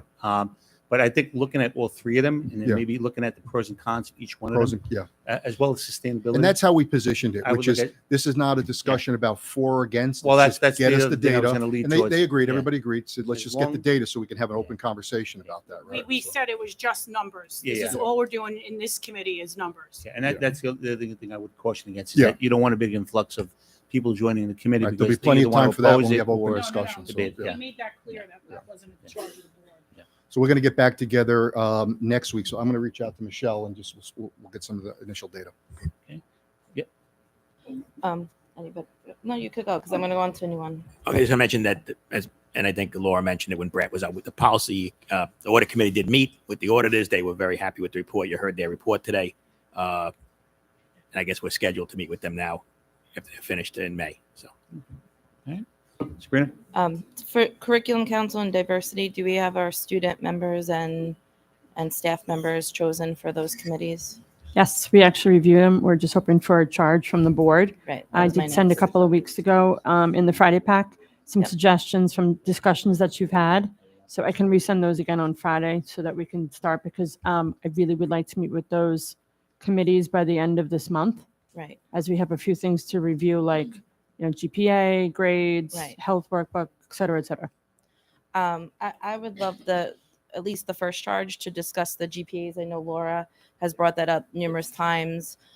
Today I was sent 2 articles from a community member about the ranking of students and how some districts are moving away from that, where they're looking at the Latin. So going to like what colleges do, which most people are familiar with doing, like summa cum laude, versus, having those, the first kid, the second kid there, where you're kind of grouping and noticing because you have kids that have 99 averages who don't get recognized because they're not in the top 25. So that was an article I thought was interesting to look at, and then maybe have curriculum council have discussions about how to recognize these kids who, and also our weighting. We weight our classes. You have kids who are take music classes and art classes, and they're not weighted the same way as certain AP classes. So again, their averages won't be weighted as much as others, but then they're not getting the recognition. So maybe ways we can look into that and see what other schools have been doing. I know there are districts on Long Island who have moved away from, not saying that's what we should do, but I think that would be a good discussion for the curriculum council to have. Yeah, I mean, I know you put that in as one of the Yep. suggestions. We So. also had interest in looking at Honor Society and National Junior Honor Society. Yes. When we take a look at where our point system is as opposed to some other school districts and why. I don't think there's any reason other than it just hasn't been looked at in quite a number of years. So that Laura's suggestion about GPA, common grading, and then just, some of the newer curriculum writings that will be going on to finish up the last of the updated standards. Right. So if the board's okay, if we could agree on those charges so that we can get curriculum council on We're not charging them to look at changing it. We're just charging them to the information and see what other schools are doing, have discussions about it, pros, cons. And then obviously that's something we would discuss with, the board and cabinet and have discussions. Right. Mr. Scava, I'm very careful. We're very careful Yeah. at any committee meeting to really help committee members. Some are longstanding and they volunteer each year, and some are new. But we're very careful to let them know that this is a feedback committee. Yeah. It's in terms of research to bring back information to the cabinet, to the board, to make some changes if we wish. But at the very least, it's always a great exercise to really just have conversation with all the community members, students, staff, etc. My only thing is that this conversation has come up before as to whether or not we do that because certain kids are not feeling happy about getting a 99 and not being recognized. And this has come up and they've had this conversation, and for the students that that are in that top 25, it's special to them. It's important that they work extremely hard to get to that level. And look, me personally, and looking at it, I looked at that. I wouldn't want to change that, and I wouldn't want to be faced with something where it's recommended and then we don't do it, or it's recommended and we end up doing it, and we end up taking students and discouraging them from working that much harder to get that extra point. I mean, the difference sometimes between number 25 and number 20 is like 1/10 of a point. But we could also have Yeah. children who will step into AP classes, not worrying that it's going to hurt their GPA, and take that challenge and that step and prepare themselves for colleges. So I would just like to have the We can have the discussion. discussion. I have don't no think we problem need with to it. change. Yeah. It's not that we're changing it, but to look at what other districts are doing and not just sticking with the same thing we've always done, because that's what's always been done. What is best, for these kids to get into colleges, and what what classes they're going to take, and it might push them a little bit more.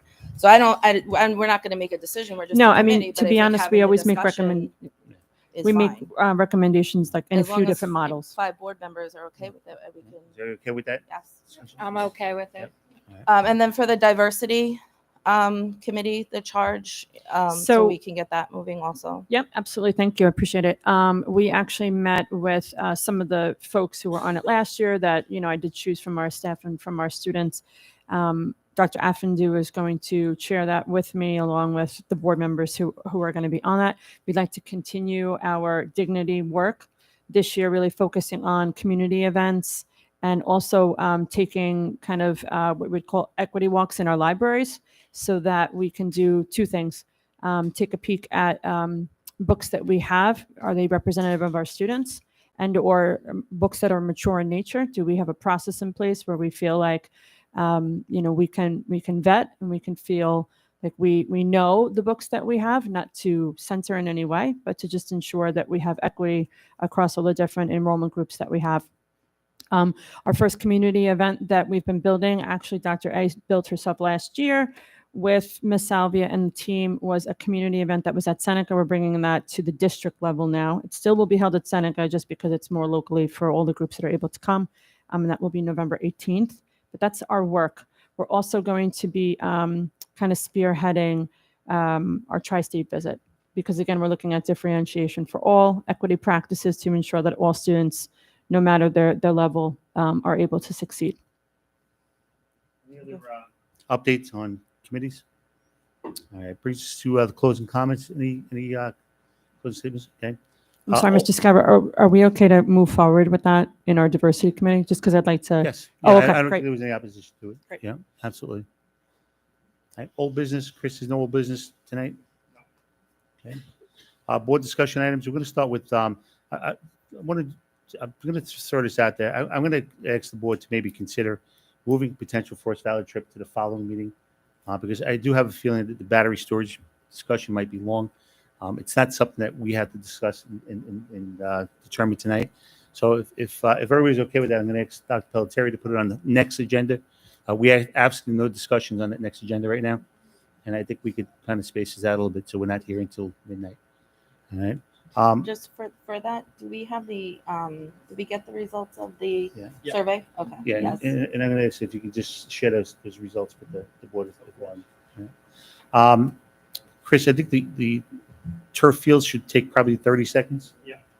Okay, and you kind of just need direction. Yeah. I want to do it a second or do it right now? Yeah, let's do it now because I think it's going to be much faster than the other one. Okay. Yeah. Real quick. We had the community voted to support our building turf fields at East and North for our baseball fields and multi-purpose fields. And that work is very close to approval from New York State, much sooner than we thought it would be. And therefore, instead of waiting for the summer, we might be able to break ground as early as a month from now or so. Right, Michelle? That was the belief.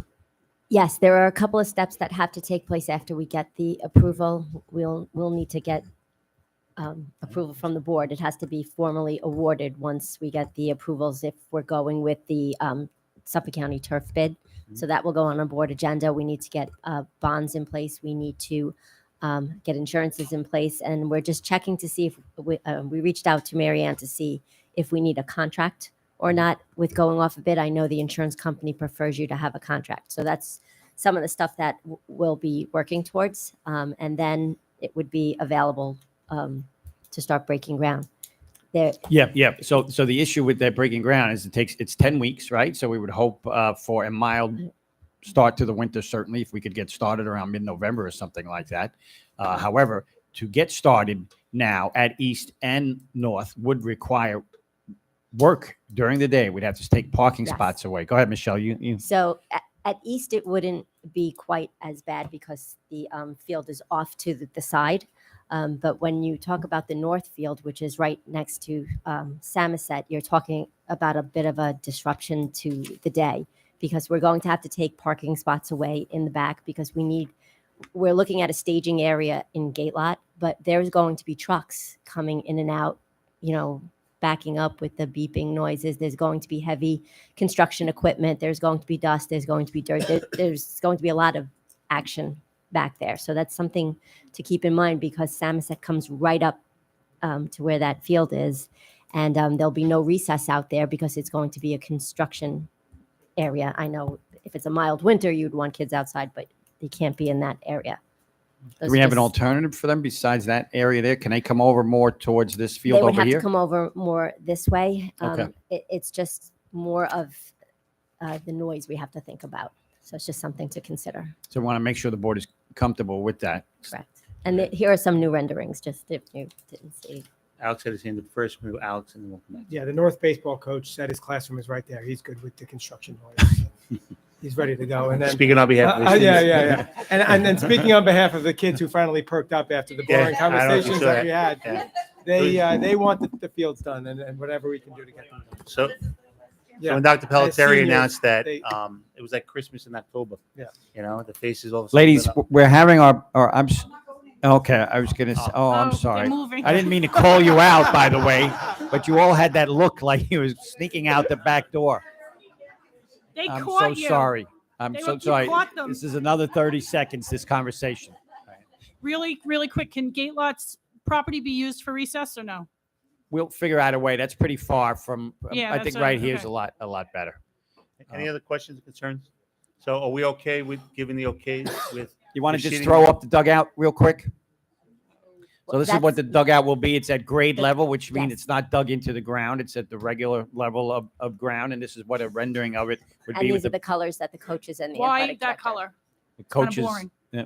Oh, sorry. It- No it- offense, coach. It blends in with the green and then the turf I field, think it which had is going to be something to do brown. with glare. Oh, you're not supposed to see it? Okay. All right. Yeah, because if you have behind the batter, if you white, yep, you're going to get lost in it. It could be dangerous.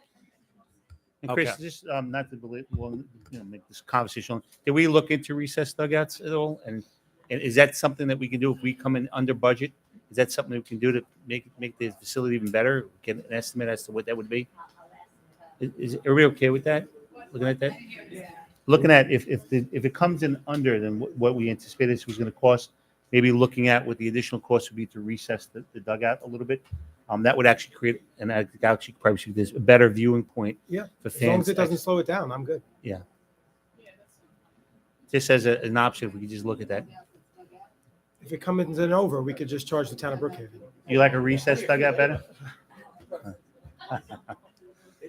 So. Yeah, you guys got to dig the hole then, right? All right. So if we could just look at that, not as we're not guaranteeing that we're doing that. All right. Okay. So the discussion that we put on the agenda tonight, which I think is very, very important discussion, is going to be the lithium battery storage plant. I know the request came in.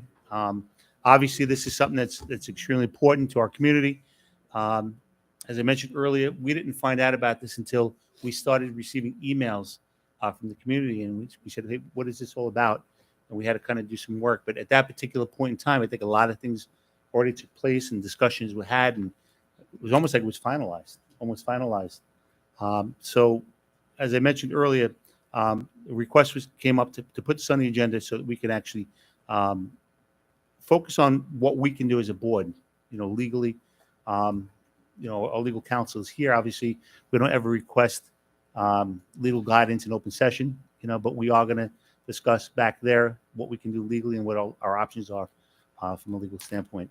But Dr. Pelletieri put together a letter, and I'm going to start just by asking him to read the letter. You okay with that? Sure.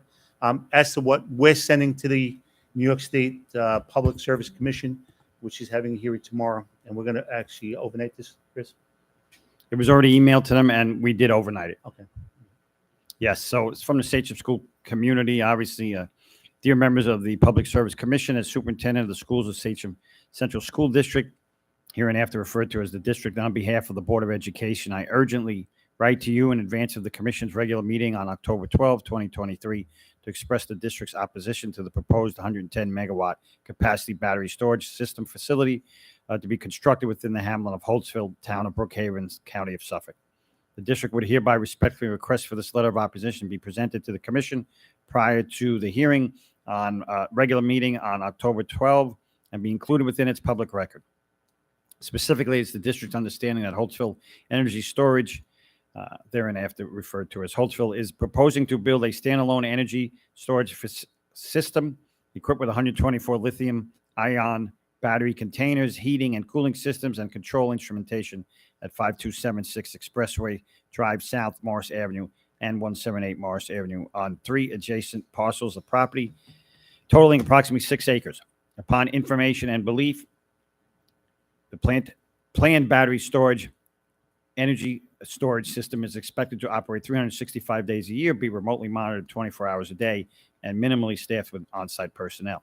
The highest priority of any school district in furtherance of its daily educational mission, including Sachem's, is to protect, promote, and preserve the health, safety, and welfare of its students and staff members. In furtherance of this priority, the district is very concerned about the proximity of the proposed battery storage system in 3 of the 15 total schools that comprise the Sachem Central School District.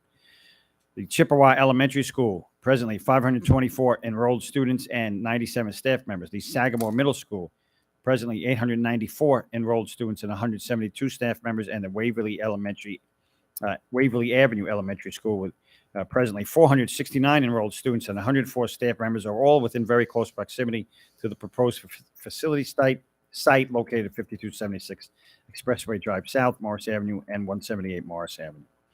Holtzville Energy Storage has only generally indicated in furtherance of its application that the contemplated battery energy storage facility will include preventative measures to reduce and suppress the risk of fire.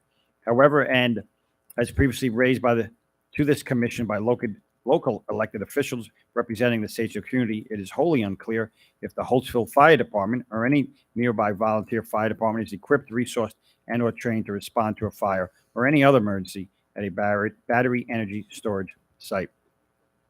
As battery energy storage systems are susceptible to the risk of explosion and fire, and as I am charged with the responsibility to ensure the safety of nearly 1,800 enrolled students and almost 400 staff members at Chippewa, Sagamore, and Waverly Avenue schools, the Sachem Central School District hereby joins in previously articulated concerns that local fire departments and emergency responders are not adequately prepared to suppress a fire in this proposed facility. Significantly, the district has also not been contacted by the Holtzville Energy Storage System or any local, state, or federal agency to discuss and plan for emergency management of the proposed facility and/or emergency preparedness for any disaster that would befall the site and can contaminantly impact students, staff members, parents, and guests alike at the Chippewa, Sagamore, and Waverly Avenue elementary schools. Lastly, the district joins in previous public opposition to the proposed battery energy storage facility by residents of the Sachsen community. The proposed location of the facility, notwithstanding its location within the industrial zoning district of the town of Brookhaven, is also in proximity and in some instances practically abutting the Long Island Expressway, residential homes, an entire commercial business district, hotels, restaurants, movie theater, youth sport facility, fields, and a public library. Thus, and prior to any approval of this application, the district would implore New York State Public Service Commission or any other local, state, or federal agency exercising jurisdiction to proactively address by affirmatively requiring Holtzville Energy Storage to mitigate the public concerns of this district. Until that occurs, the satisfaction of the district, and on behalf of the Sachem Central School District, I, together with the Board of Education, stand firmly with our residents in strongly opposing a lightened regulatory regime and expedited proceedings that have been requested by the Holtzville Energy Storage in the above referenced application. As always, we thank you for your anticipated cooperation and consideration of the district's founded concerns in this matter. Yours truly, Dr. Christopher J. Pelletieri, Superintendent of Schools.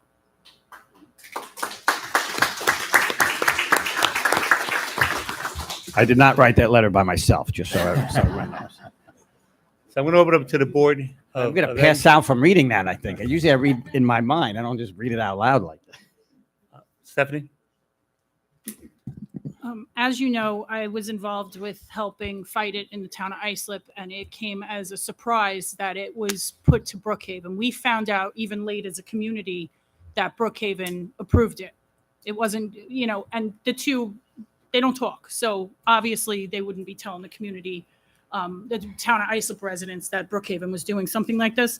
What I do want to say is that Hampton Bays and Calverton also have proposed sites that have a moratorium on them because their community fought tooth and nail to stop it. So I think our issue here is that it went under the radar and got approved without the community having any clue. So the other concern that I have that, it's a small amount of people, but we house that hotel houses families from Sachem that have had like a fire or, transitional housing.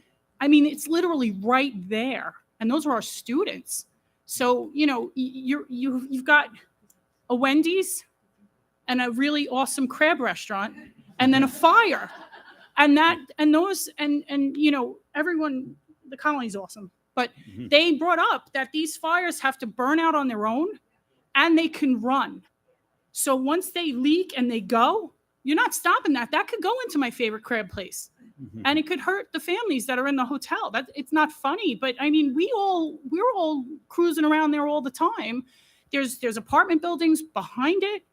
I hope that even if like 5 or 10 people hear this, especially ones that live in the town of Brookhaven, wink, wink, that they get loud about this and they try to force some kind of moratorium so we can make this stop.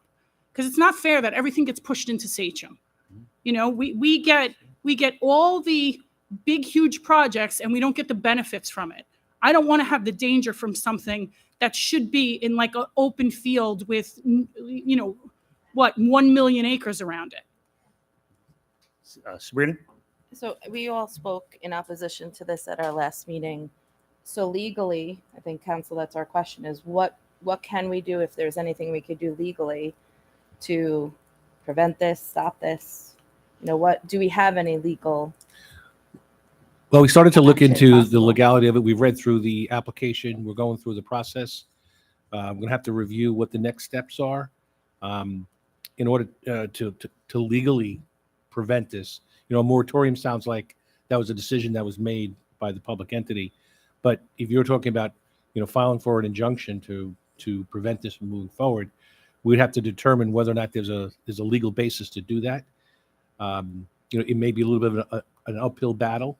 It would probably be in the form of an Article 78 petition, which we would have to show that the determinations made by the commission are arbitrary and capricious. So we'd have to take a look at not only the application, but the submissions that go with that to see if there's anything there that's insufficient.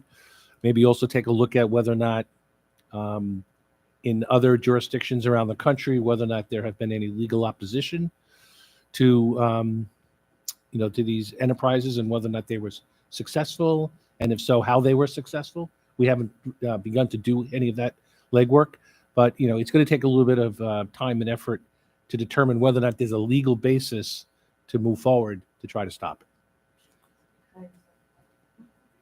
it. So based on what's going to happen tomorrow, can there be an approval tomorrow? And what could be done after that? Or can you just explain what tomorrow? I that think meeting tomorrow is? it's just a consent agenda that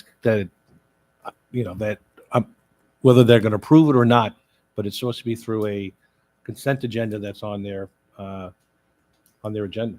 Yes, it's on the agenda for expedited review and of the application.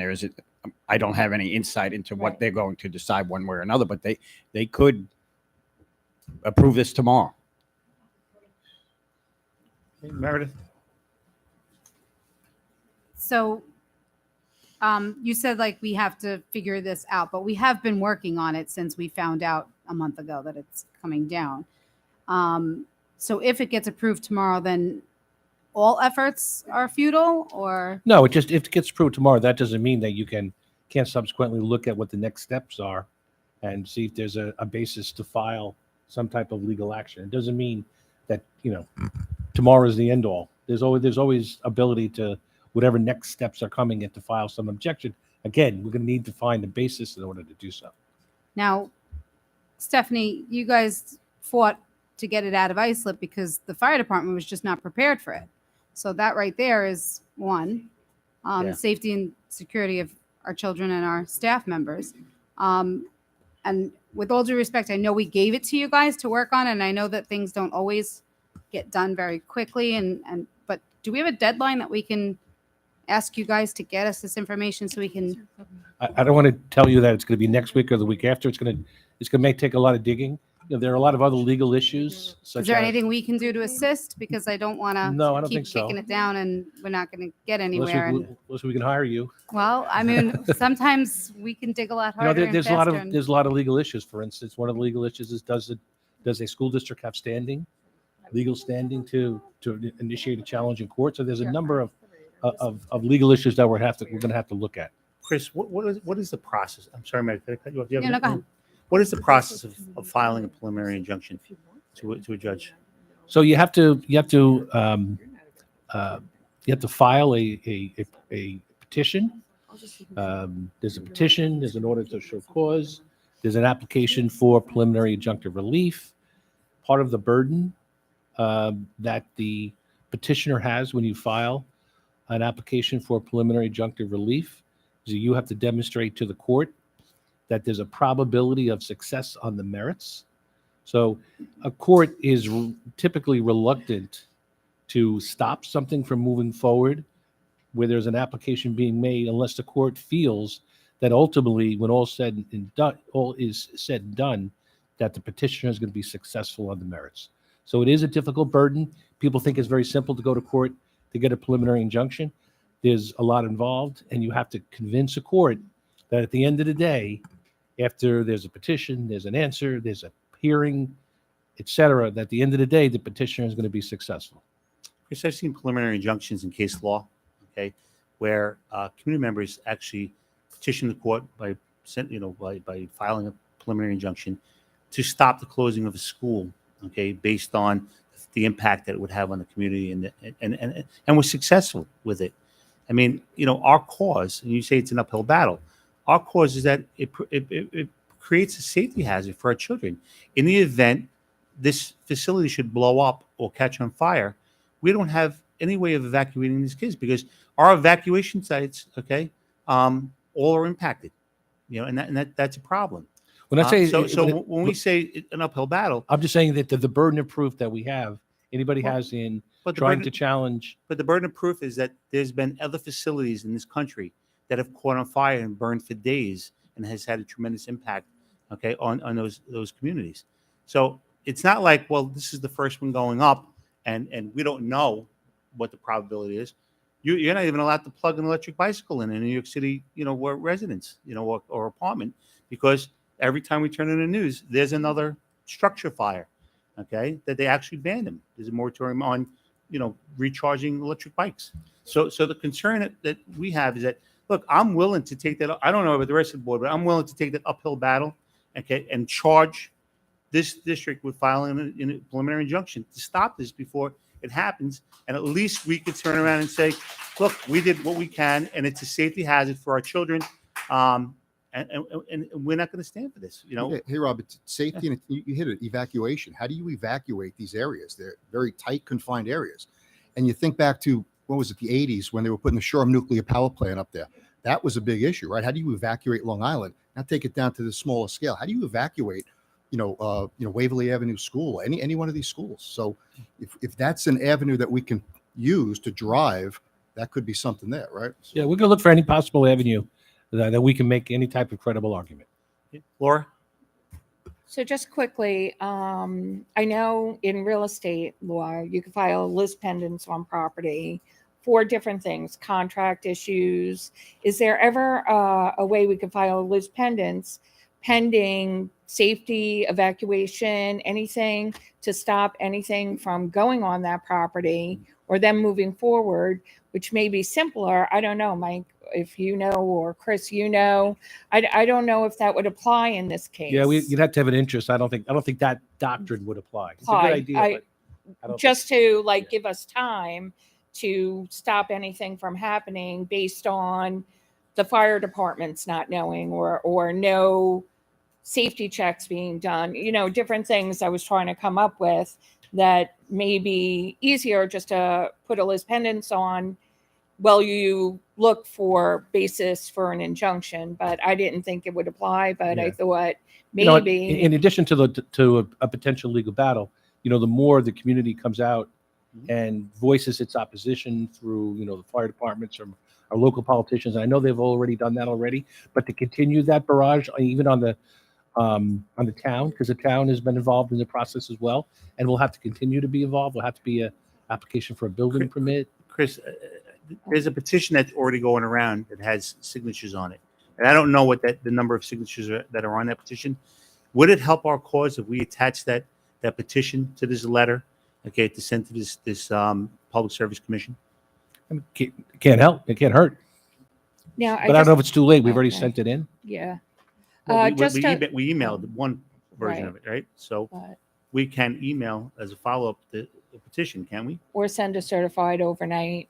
But just to follow up with the town. Now, the town already approved it, correct? Is that my understanding? Yeah, on January 23rd, the site plan application with variance was reviewed in accordance with the town code and approved by the town of Brookhaven Planning Board, subject to certain conditions. So we're going to take a look what those conditions are and whether or not they're going to be fulfilled. That's one of the things we can look at. What are those conditions? Have they been fulfilled? So these are the types of things that we have to look at. So if they meet all the conditions, the town can't now go back and say we change our mind, basically. Well, there's other application processes that have to go before the town. Okay. So we're going to review exactly what else has to occur before Okay. this potentially comes to fruition. Stephanie, and then we'll come back It's to you. mine's quick. even though we only listed what 4 schools in the email that we sent, the letter that we sent, 3. This will impact more schools if there's an emergency. There's toxic plumes that will, and you saw we got plumes from Canada. So this is going to float over all of Long Island. So it's a safety issue bigger than just 3 schools. I understand why only 3 were added into the letter because they're in proximity, but this could be a potential hazard for a much bigger part of our school district. So that's all I wanted to say. All right, Meredith, and then we'll come back to Alex.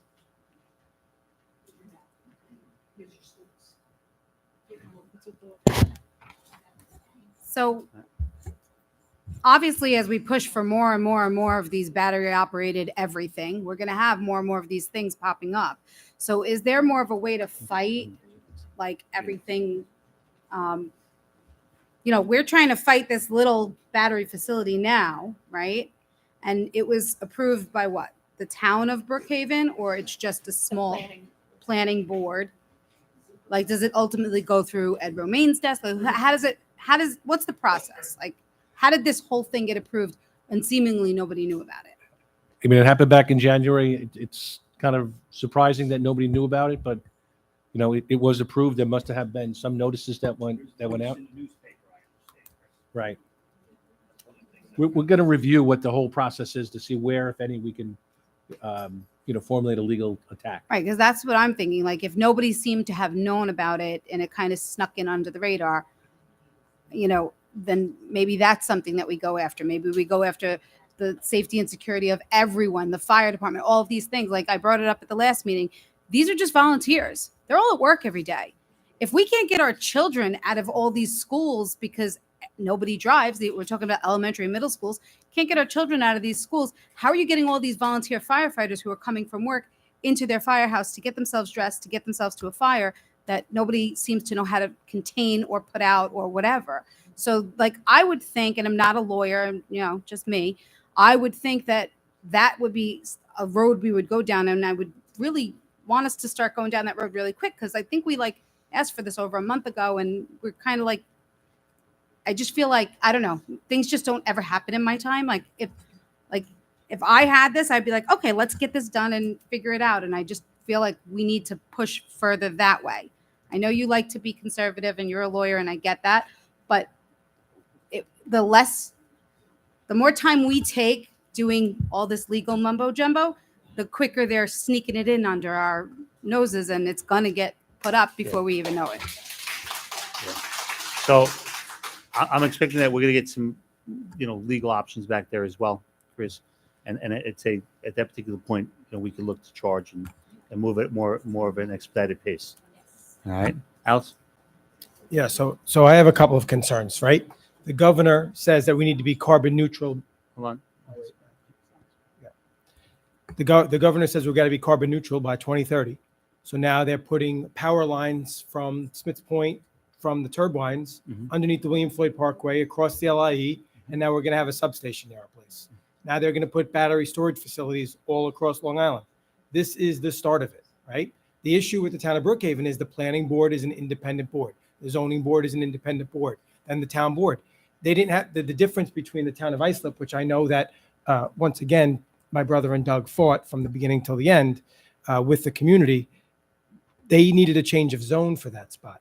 This part is a right-of-way application. It meets the zone.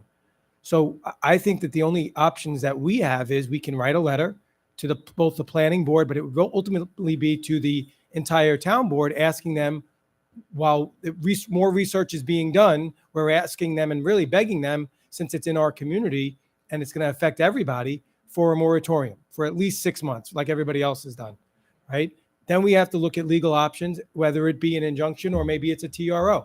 And we have to do something along those lines where it would at least stop it, where we can then, I know that Meredith's not happy with the timeline, but then that would give you that more time to make sure that your research is on point, so that when we make our argument in court, that it has base, like there's substance behind it. I don't want to rush you into court and you don't have all your ducks in a row. So we need to do something to first slow it down or get a pause on it, and then let you go to court and do your job.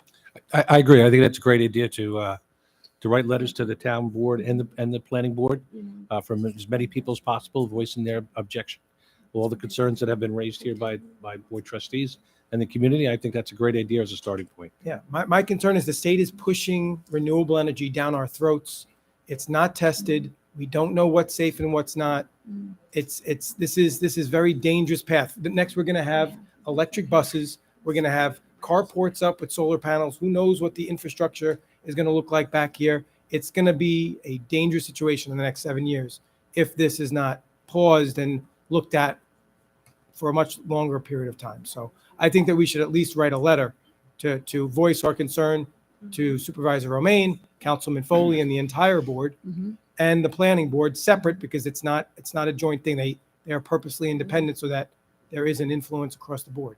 So we have to at least try to do that, and then you tell us what we can do legally once that's done. That's just my suggestion. Everybody okay with that? Yeah. Any other comments regarding this? Just to be clear, are we charging him with something? We are writing a letter to our town officials, okay, Okay. as well as the planning board. Okay, and we're going to start with that, asking for a moratorium, temporary moratorium, so that we can gather the information we need to. Can we put a date on a reply then, like an expected reply, so that we can move to the next phase of whatever we need to do? Because like, what if we don't get an answer to the letter? We're just gonna, then what? I would expect no answer to the letter. Right, so then what's our next step? Yeah, our next step would be to see Determine whether or we not can gather we enough have any information. legal options. So Could as we a invite board, do Ed we wanna Romaine pick a here? date? He's running He's for running for an Suffolk. office. He's running for Suffolk. So this is going to come up if he's Suffolk County legislator. I'm sorry, Suffolk County executive. It's going to come up in another town and another town, another town. I think he should have something to say about this. You can invite him. I don't know if he'll come. All right, so Chris, you're able to put together a letter? Yeah, I'm going to work with Ed McCarthy because he's spearheading this, my firm. And And he's a how former town How attorney. quickly can we get that letter? Ed did the letter for us today. He did a phenomenal job. All I did was read it, really, right? how So many- Ed did a great job. We've got So I would multiple hope that he letters gives though, right? Another letter. We've got multiple letters to the planning board, the town board. Yeah, and these who are else? I two think Alex different mentioned a letters few. here. Okay. Supervisor Romaine. Planning board and town it board, would so be the two same letters. letter. Yeah. Neil Foley. Yeah. Mhm. Right. Chris, you got that? You'll talk to Ed McCarthy? Yep. All right, any other comments, particularly about battery storage facility? No, Okay, so we'll put it on as old business. No, Rob, I just Oh. real fast. On behalf of the board, we want to just thank you guys all for coming out, staying, suffering through this, our conversations a couple of times, but we certainly appreciate your input and your support, and yeah, we hear you and we see you, and we want to work together to find a solution. Allison told that she. Just one comment. She's bringing up a good point, which I don't know if we've mentioned it, because Ms. Rachetti, right? It's the tanks as well. We're very close to those fuel tanks too. So somehow we work that into the letter, which poses another danger, right? So thank you for keep bringing that up. Yeah.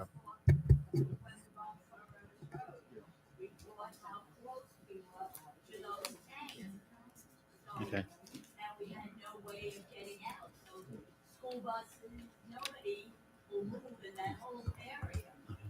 Should we reach out to the That's- fire departments Yeah. in We part of could- our letter or absolutely. whatever? Like, who does that? Yeah, we can copy the commissioner of the fire department on these They're, letters. they're telling the community they're not equipped to handle this, so this could only help us in our, opposition. Right, right. So Rob, have the Suffolk County Fire Commissioner as well, Yeah, right? yeah, So yeah. just, yeah. Emergency services, and we actually, I think we have a tie-in with emergency services as well, that we can actually link into as well. So we can give that person a call as well. Okay. I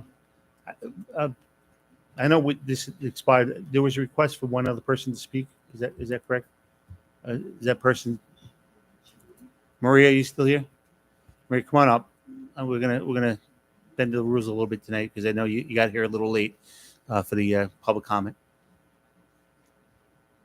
Oh, am I on?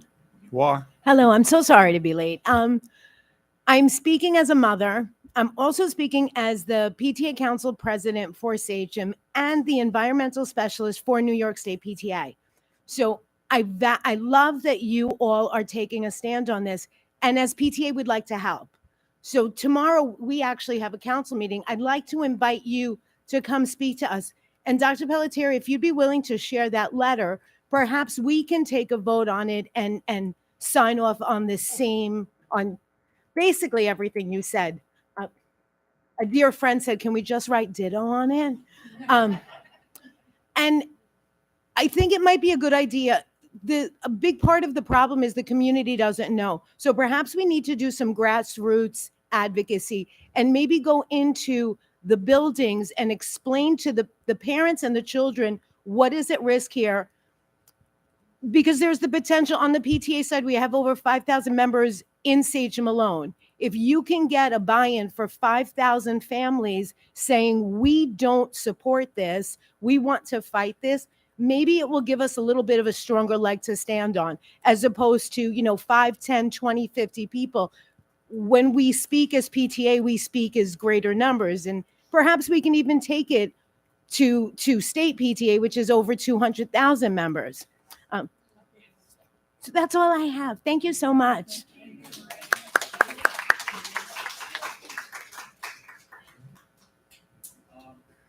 That concludes the board discussion items. Future discussion items of the Board of Ed? Any future discussion? Vinny? So it's a good segue from the PTA. I know we kind of had some conversations about this. One of the things that we'd like to see perhaps is how can we get a presentation from the PTA Council to sort of share the benefits of what the PTA does across the board, right? So don't go far, we're Maria. talking about you.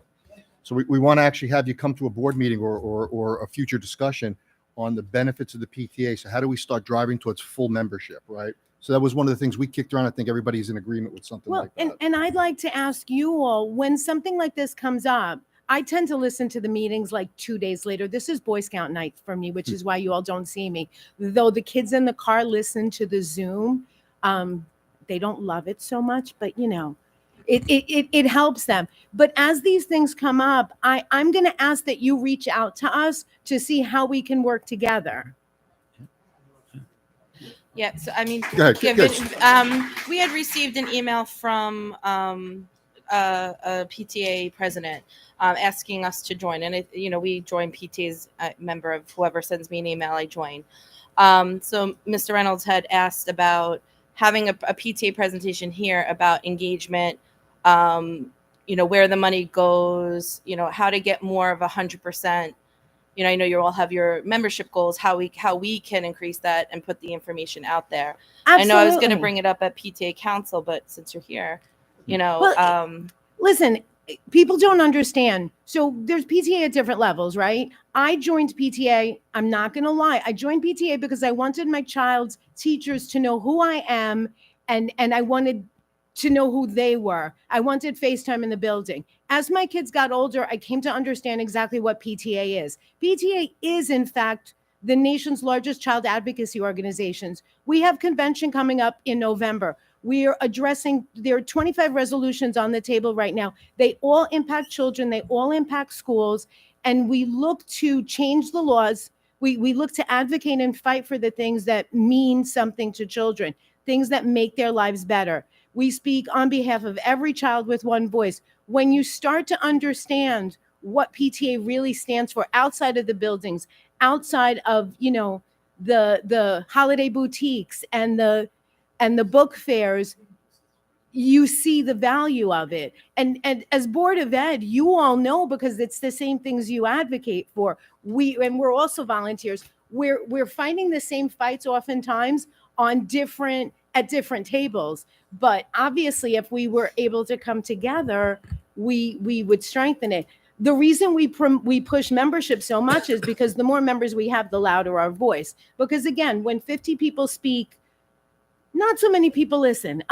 When 200,000 people speak, or over 1 million on a national level, people have no choice but to listen. And New York State PTA has a seat at the table in the governor's office and really in every level of government. So it's a great collaborative relationship that has been built over years. So Maria, if we could get that all in 3 slides, maybe so you and I will talk, and we'll invite you back on a night you can attend, and you bring whoever you want, and we'll just do a presentation on the benefits of PTA and our partnering. Okay. It doesn't hurt that I was the membership chair for all of Suffolk Region for 2 years, so Mhm. it might be within my. You did that right off the top of your head. Thank you Maria- so much. Thank Maria, you. Maria. please bring the kids in from the car for the presentation. All right? Well, So they Yeah, I watch have, it- I they have watch it questions for live. them. They I want to have- ask them some They questions. have other issues. They actually want to come down, but I said they need to come down on a quiet night. Maybe keep them in the car. Any other future discussion items? Stephanie? I know that we're not having Safe Halloween this year, so I wanted to put the discussion on community events that would impact, or to me, it's a big loss, and it hurt my heart when I read that we weren't having it this year because it's a huge tradition. I was able to go back to 2010 just in my pictures. I think there's more on a hard drive somewhere, but it's a big deal. So. Okay. Chris, we had that Safe Halloween discussion. Is the discussion about Safe Halloween, or is the discussion encompassing that and other? It's not about me. You had said you used a key phrase in there, which was great, but community events. Okay. It's not about me. Mhm. I would bring back Halloween. I love Halloween. Everything Halloween is amazing. We didn't But- ban Halloween, that's for sure. Right. So, Okay. but with that said, I'm more about the community, Community and, events. and having the tradition. And that was a tradition that I never expected to see gone. So, for me, I love Halloween, bring back Safe Halloween. With that said, if the community wants something similar in a different light, I'm good with that too. So, Okay. Any other discussion items? Future discussion items? yes, sorry, I was taking a drink. Communication. I was looking for some information, and the amount of time it takes to find it is a little rough. So I was wondering if we could talk about streamlining our online presence and, not making it where we have to click through. And I know we need a couple of clicks, but like sometimes I find information on North site and that's not on East, or I find things on the middle school site that actually pertain to high school. We should all have it should be a little bit more cohesive, because it gets frustrating when it takes you half an hour to find out something that should have taken maybe 10 minutes. Chris, can I just piggyback on that and just find out what exactly we pay Syntax for? I feel like we don't. I don't know if either we're not utilizing them to the maximum of the contract that we have with them, or maybe they're just not capable of handling the district this big, and we need maybe a point person in-house that, like we used to, that would do it and care for us the way we need. One little follow-up, the little click when you get something on the calendar and it says this night, and you click it and goes to nothing. You have the time, you have zero detail of what's happening. And that's the one thing where I'm like, click, click, click, click. And I still do it. I don't know why I keep trying to see that information might miraculously pop up, but why would the calendar pop up with a clickable link to nothing? So we had this discussion probably 2 years ago on the website, and Syntax was supposed to fix it, and it's not very user friendly, right? Yeah. So you can't find anything. Yeah, So I'm going to we tell you, we need to have that. This discussion. this is something that goes on in education. This followed me back with many other districts and many other communication methodologies and attempts. There is so much information that needs to be put out, especially in a district with 15 schools and all of that. And so it's difficult to get everything on the main page so that we can all click on it and find it easily. Should it be easier than it is? Many times I'm sure it should. And so we can ask our folks at Syntax to actually come in and walk through what a website should look like, and some of those things, some of those changes we can make, and what they do with us and for us. And we can have that conversation without a doubt. Okay. Any other future discussion items? All right. Our next meeting is scheduled for October 25th, 2023, here in the boardroom. At this particular time, I need a motion to go into exec session to discuss a student security concern. Vinnie Reynolds, second by Meredith Volpe. All in favor? Opposed? All right. Motion is carried. Thank you guys for coming out tonight.